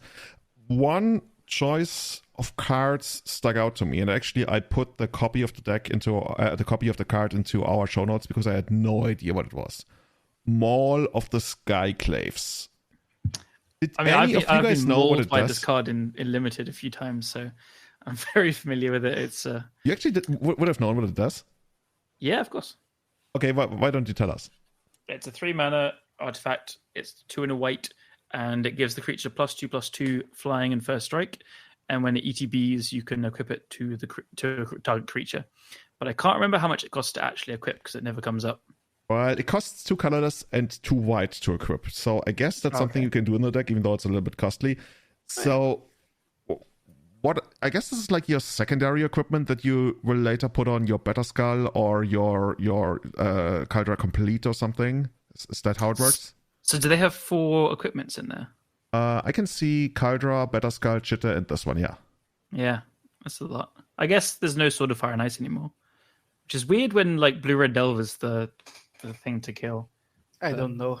But Sword of Fire Ice always felt, to me at least, like an auto-include in Death in Texas. But I guess I am completely out concerning Death in Texas. I have the deck built in my backpack, but there it may rest forever.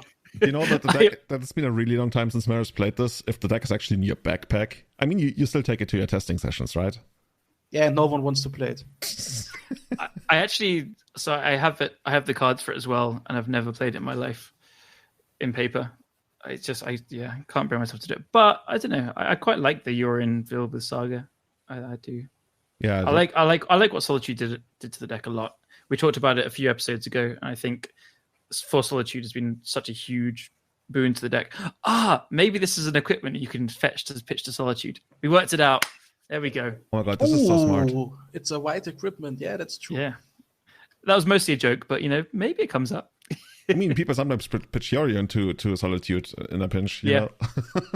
That's real. You could, of course, pitch the Stoneforge himself as well. Yeah, but then you wouldn't get like the body, right? Yeah, you need that Squire. Actually, just off topic for a second, Yorion in that Bomberman deck with 8 forces was pitched a lot. It's actually amazing for that use. It reminds me of the use of Yorion in like these ad nauseam storm lists when they had Force of Vigor and played that Kahira God or whatever. Yeah. Loved it. Not elemental tribal. It was actually just a pitch card. So before we move So before we move on, by the way, shoutouts to the Callum tech here in the sideboard for Curse of Silence. You tried to sell me on this card, right? A couple of episodes ago. I didn't see that. That's cool. Yeah, because I again, like we said before, it looks bad on paper, but then when you start to think about it, how it plays and interacts with the combo decks currently played in Legacy and Death and Taxes, you just want like a 1-mana card that does something. Like you'd even play one like Mana Tithe or something, but obviously this works fine. Yeah, but why not Deafening Silence? Because this is really good against Doomsday. Okay. Like Deafening Silence is not going to stop a Doomsday, and if Doomsday goes like turn 1 Dark Ritual Doomsday against Death and Taxes, they probably just think they've won. Curse of Silence, named Thassa's Oracle, there's a very high chance that they can't even cast it in the pile left. And if they can, if you cast it before they actually Doomsday, just naming Doomsday is going to buy you so much time to get your ports and Wastelands and Thalia and Spirit the Labyrinth online. I think it's super, super legit against Doomsday, which is probably Death Attack's worst matchup and pretty heavily played. So, yeah. Okay, you're starting to sell me. Last time I wasn't convinced, but now I can at least see it. Mm-hmm. Moving on, we're going to the spiciest of them all. This is, and it says on the decklist, Blue-White Yorion Karn Urza. Imagine if you had like somebody, imagine 5 years ago, you just like gave this decklist to somebody. They wouldn't know what Yorion was. But if they read Karn Urza as a deck name, they would be like, ooh, this must be broken, So right? Cool. See, this is we're in my land now. Artifact bullshit. I love it. It's kind of similar to the Bomberman list, except for it has obviously Khans and Khans and Chalices over the combo. Esper Sentinel as well, right?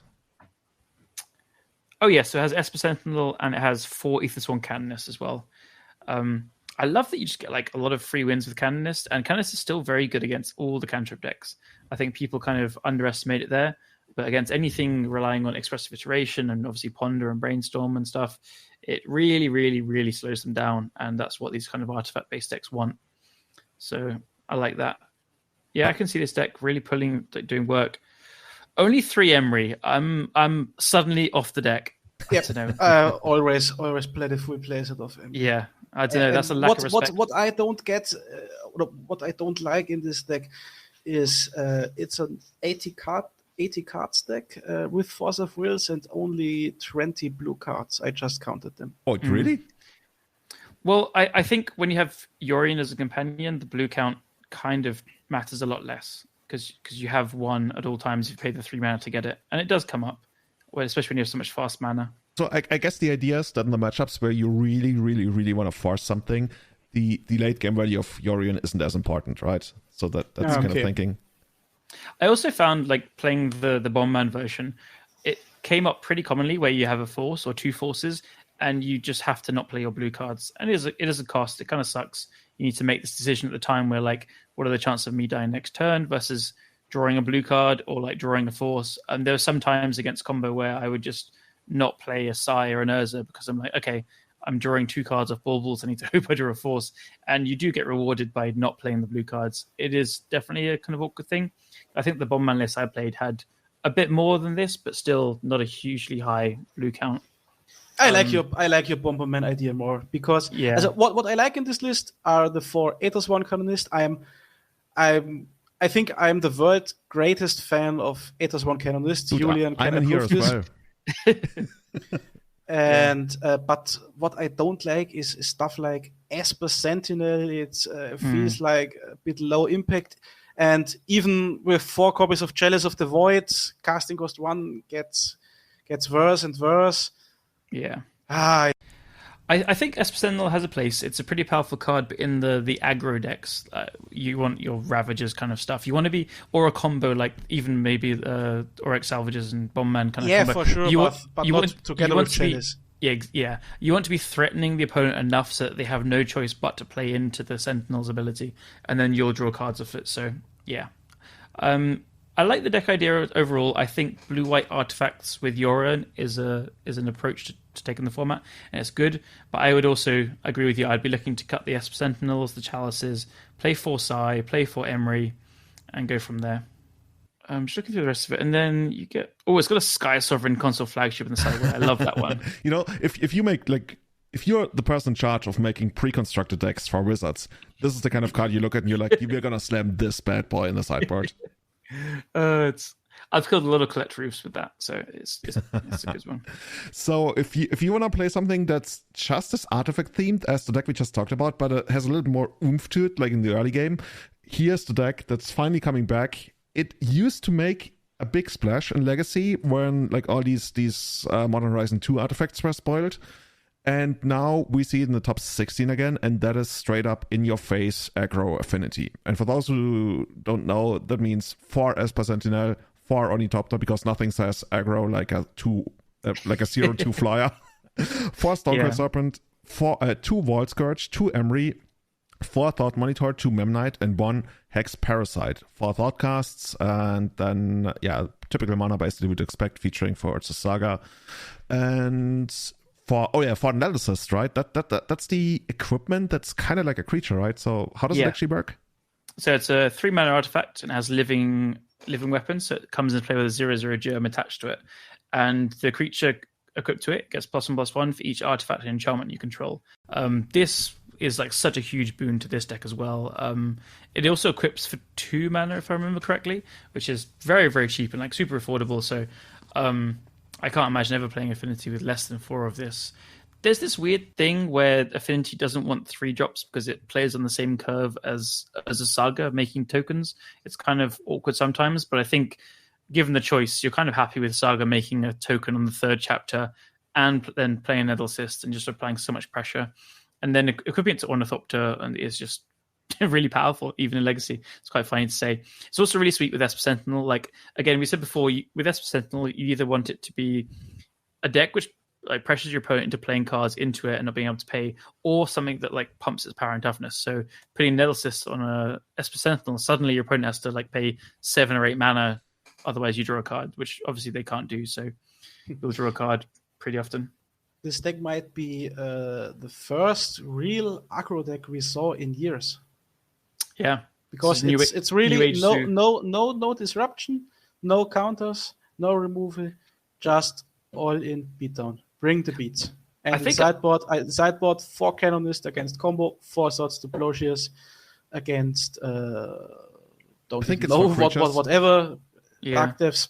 I feel like you'd want 4 Canonist main deck in this though. Like, totally agree. Always Canon in a deck that's where Canonist does not hurt yourself a bit because you only have artifacts. I see no reason why you should not play more. Yeah, I think another big upside is what's Nature's Chant in the sideboard? I don't know this card. Nature's Chant. Ooh.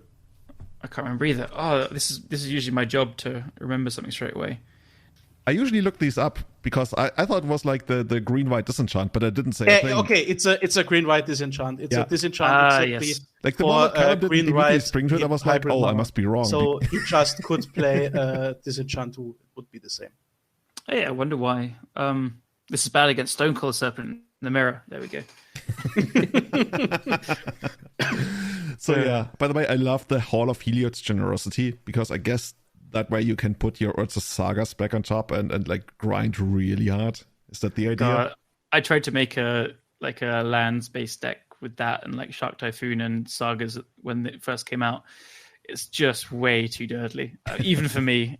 But it's kind of sweet. This card I even know from my modern deck. Yeah, the idea was you'd like. With the first Saga, you go and get Expedition Map, which gets Hall of Healer's Generosity to rebuy the Saga. Sweet one. Yeah, it's a combo all in one card. Marius, don't fall for the bullshit, okay? Keep playing whatever you're playing. Don't go into their cabal of crazy, dirtly people. That's I've seen them and what they do, and it's a little bit crazy. Obviously, Urza Saga for Expedition Map is a thing I saw quite often. Mm-hmm. It's in Legacy Lands too, always as a one-off. Obviously, you have standstill and play the whole time, so. Okay. That's how it goes. Awesome. So yeah, this is 4 seasons. I think this was the autumn tournament. That's probably, or they call it fall, like depending on where you're from. Yeah, I think they do one every season after the name. So 4 per year, which is very cool. So smart. They should be in marketing. No, the reason we actually didn't present you a winner or anything like that is because everybody got DQ'd now. Because the top 8 just split and they didn't play it out. So there's no glory to be delivered. But yeah, there's still the top 16, so that's something.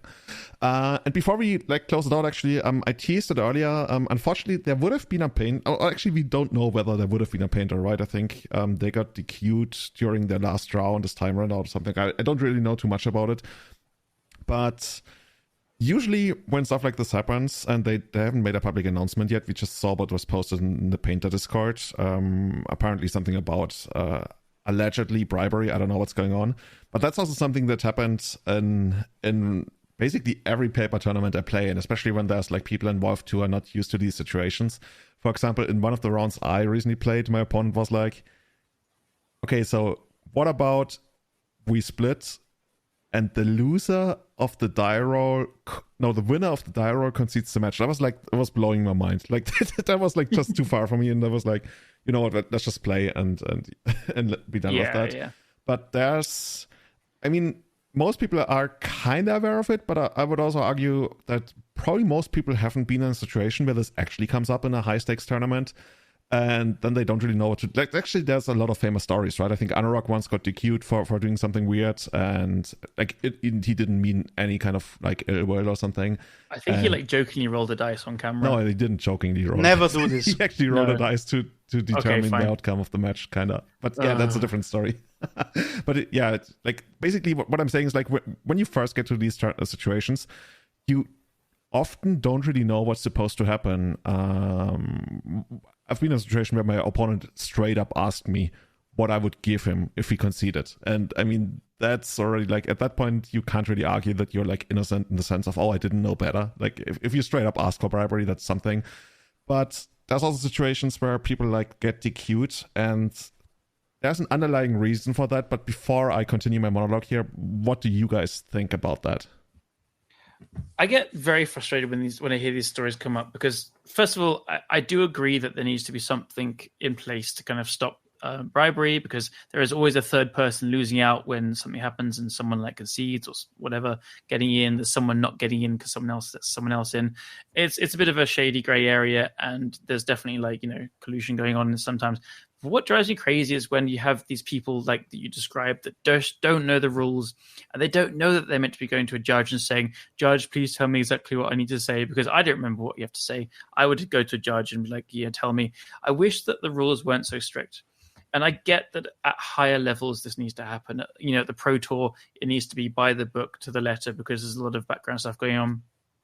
But at events like this, like 250 people or less, I just don't see the positives coming out of this. Such a bad feeling when someone in the last round, their intentions are so clear. They want to split. They both want to top 8, whatever.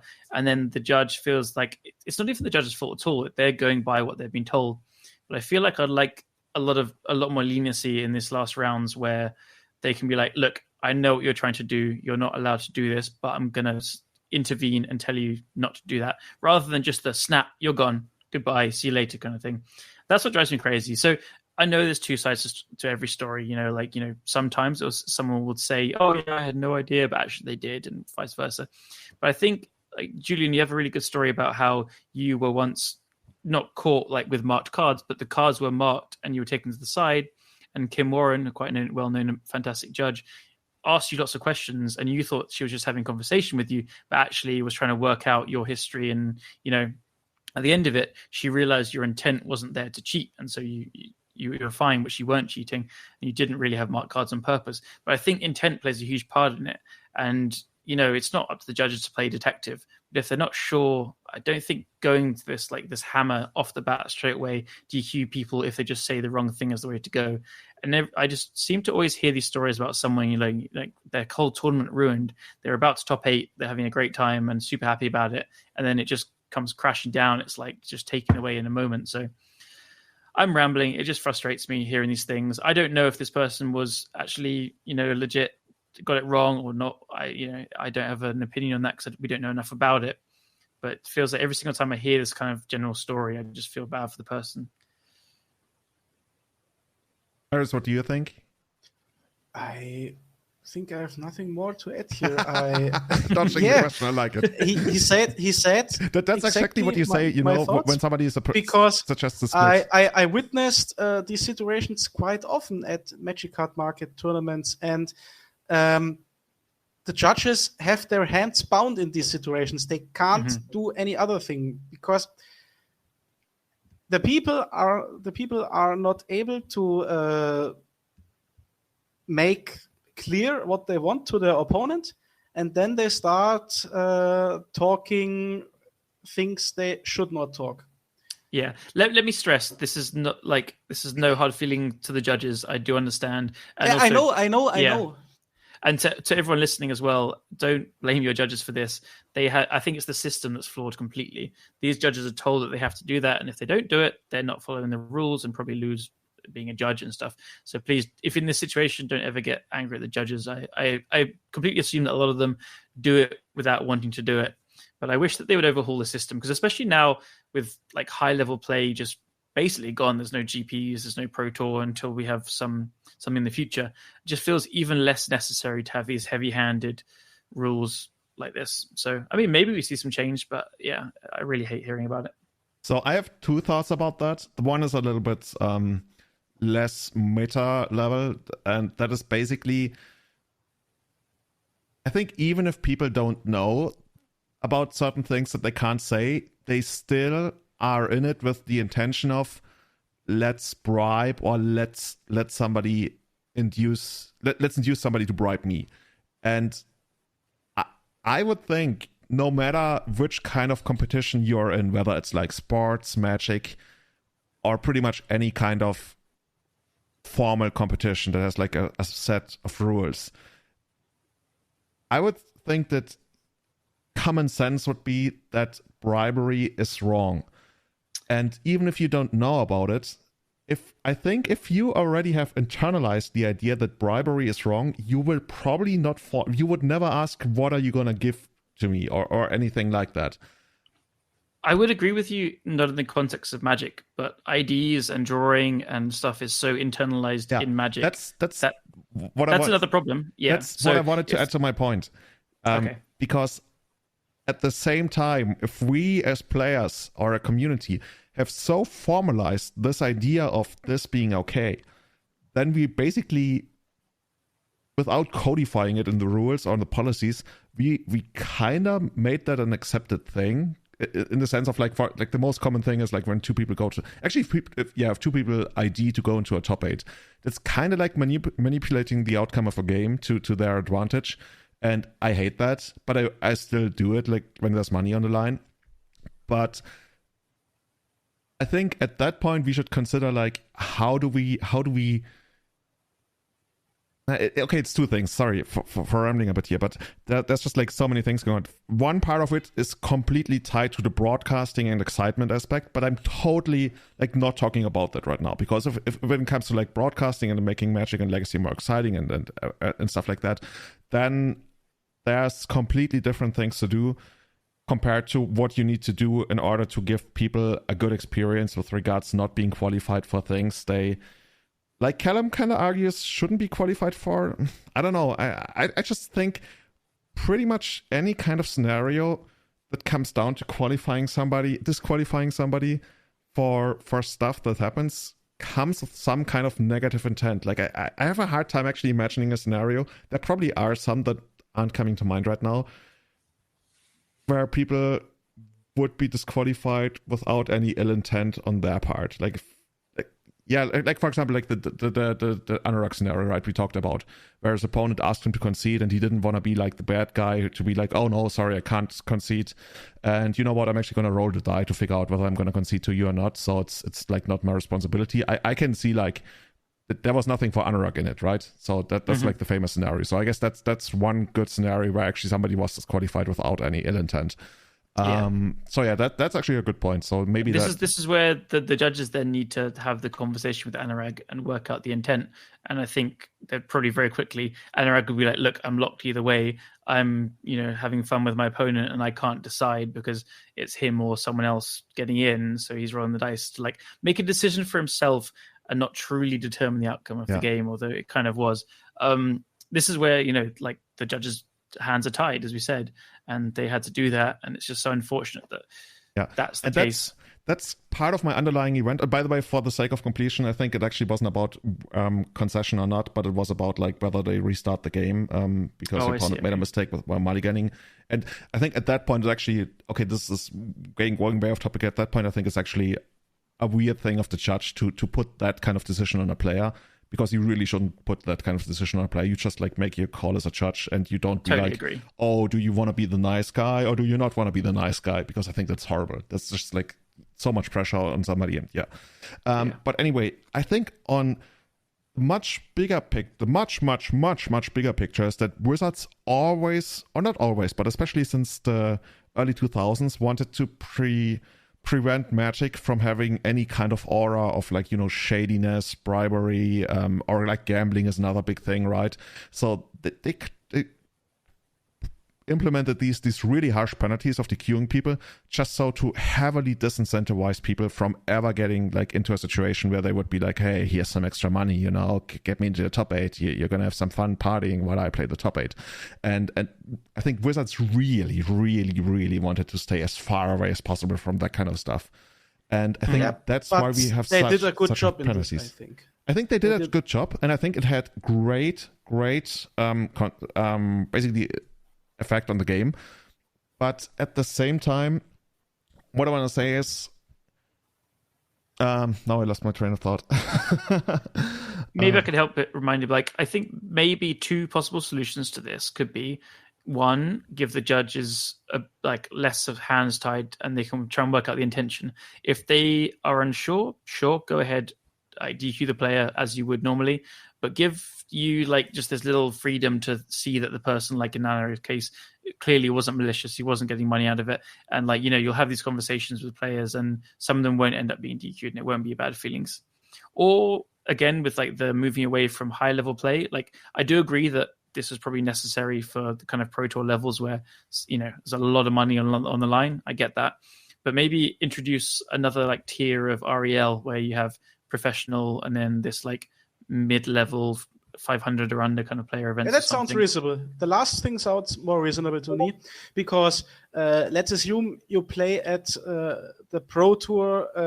You should know your stuff and don't do any thing that just goes in the set direction. Yeah, you should know your stuff. But another level, like a regular competitive pro and putting up a fourth, sounds not like the worst idea. Yeah, your average MKM player probably, a lot of them won't know exactly how to say it at the end, or they just won't even know that this kind of thing exists, and being DQ'd will come as a complete shock and surprise.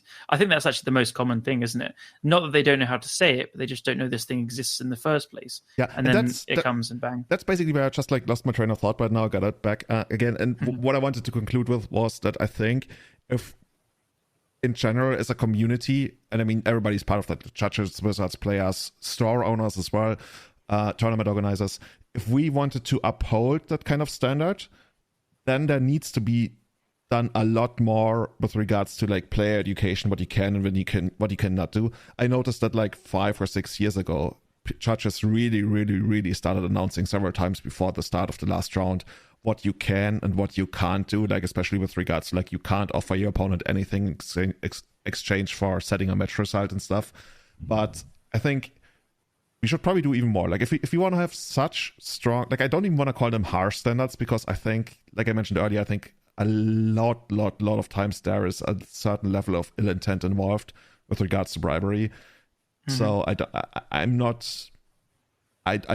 too sold on really reducing the penalties, but I can see working more with regards to figuring out intent and stuff. Because I have a lot of trust in judges being able to figure out intent. People are always oh, you can't enforce that. You can never know what they really think.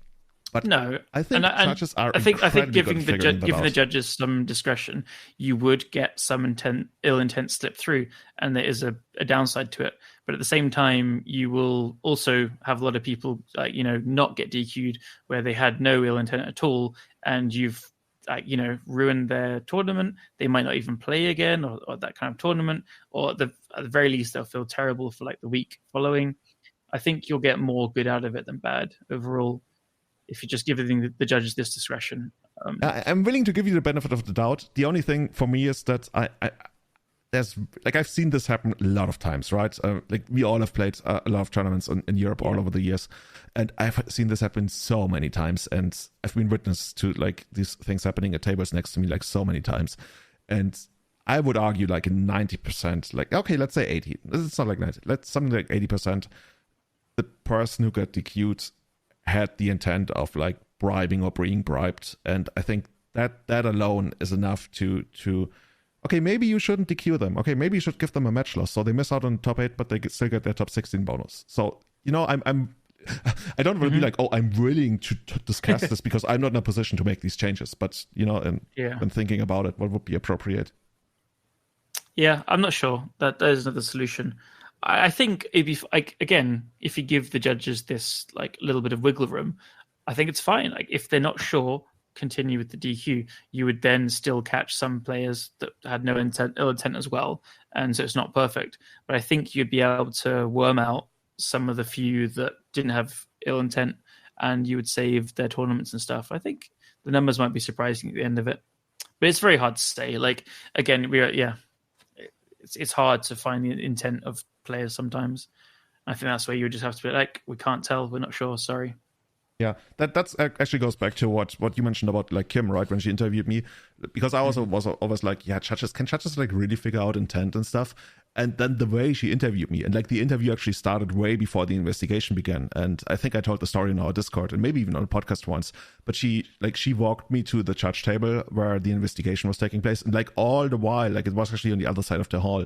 I thought I was gonna go there to be a witness to something wrong my opponent might have done. Like I was gonna be like, okay, they're gonna be asking me about like how he shuffled or anything. And then she just like made small talk, and she asked me, oh, how long have you been playing vintage stuff, and is this your first vintage tournament? Like I told her, oh no, I only play Legacy. Like I borrowed this deck from a friend who like doesn't play anymore, but like he still has his power and some other cards. And that basically like that's how I got the deck, because I didn't own any of the vintage cards. And then later on, after I was like declared not guilty or whatever you call that, she told me, yeah, this is just like, it added up. Like everything I asked you about before, I didn't even remember that. She was like, yeah, this is just like, sounds like that's what happened. And by the way, the backstory was that the guy got the deck. Okay, it's super complicated. Basically, I have two friends. Another one had a vintage deck, and the first friend took the vintage deck from the second friend, took out the forces and the metal missteps, and put it in the vintage deck that I borrowed from him. Same sleeves, but a different kind of wear. Before the tournament, I even asked her, judge, hey, it's fine, and they were like, oh, sure. And then she was like, actually, there's a difference in wear that you can tell. And long story short, that's how it happened. And ever since, I've been so convinced the judges are probably 1,000 times better at figuring out intent than people who would usually write, oh, you can never really know, I actually think. Yep, I agree. Put the trust in them. Sounds good. So I think we're going to wrap it up here. It's been about 2 hours. When is your next London Legacy Monthly going to come up? Next one is the second week and second Saturday of November. Is that the 11th? Oh, God, I'm so bad with dates. But anyway, in a few weeks, 2 weeks and a bit. So this one, I'm going to be playing Painter again. So best of luck for you. Best of luck. Thank you. I have a Bob Ross t-shirt I'm wearing just for it. Do you really? Yes. You gotta put it like on @EternalMTG. Okay, I will. And speaking of that, if you want to see more of us, @EternalMTG. If you want to see more of me, I'm hopefully going to be streaming a lot more again on Twitch TV /itsjulian. People can find you, Callum, on I think @WhiteFacesMTG on Twitter. And yep. Do you use this stream, or is that something we've put on the back burner for now? Yeah, I haven't streamed for a long time. I've got so many things going on. Just haven't found the energy or time for it in a long time. So if people want to see you, they must go to a London Legacy Monthly. Exactly. Yes. Sounds good. Marius, where can people like talk to you? Where can they find out more about the Gospel of Bloodsun? Via Facebook or via you. If they ask you, you can I'm your personal put the questions secretary. further to me, of course. No, it's so funny when somebody only has like their Facebook as a contact. That's, like when 20 years ago somebody only had like a fax machine. And I have WhatsApp too, of course. But oh yeah, let's share your phone number. I think you don't. No. You don't need more if you have Julian as your personal assistant. It's fine. Yeah, of course. Julian is the best personal assistant you can have. Yeah, thank you very much. I'm going to put that on my CV. Nice. And if you want to support your personal assistants when it comes to Legacy, you can join our Patreon on patreon.com/everydayeternal, or you can leave a review on Apple Podcast, which helps us out climbing the rankings. If somebody's trying to find a good Legacy podcast, maybe they stumble upon us. That would help us out quite a bit. And with that, big shout outs to our biggest supporters on the Eternal Witness tier: Tommy Hinks, Testacular, Sebastian Hollager, Guillaume, Jake, and Severin Schwarzhuber. and our longtime Grizzlebrand tier supporters Victor Bernatz, Butcher Butt, Scott Monroe, Jeremy Gates, Henrik Korkutz, Tom Happ, Bill Schlichting, and Paragon Games in St. Louis. Thank you so much. Marius, thanks for coming on. Everybody, join the London Legacy monthly, come to etc. Frising, or wherever you are, host your own proxy Legacy tournaments. It's amazing. We've seen the scene rejuvenated like nothing before in my entire life. It's amazing. And with that, have a great morning, evening, afternoon. See you again next time. Bye-bye. Ciao, everyone. Goodbye and have fun.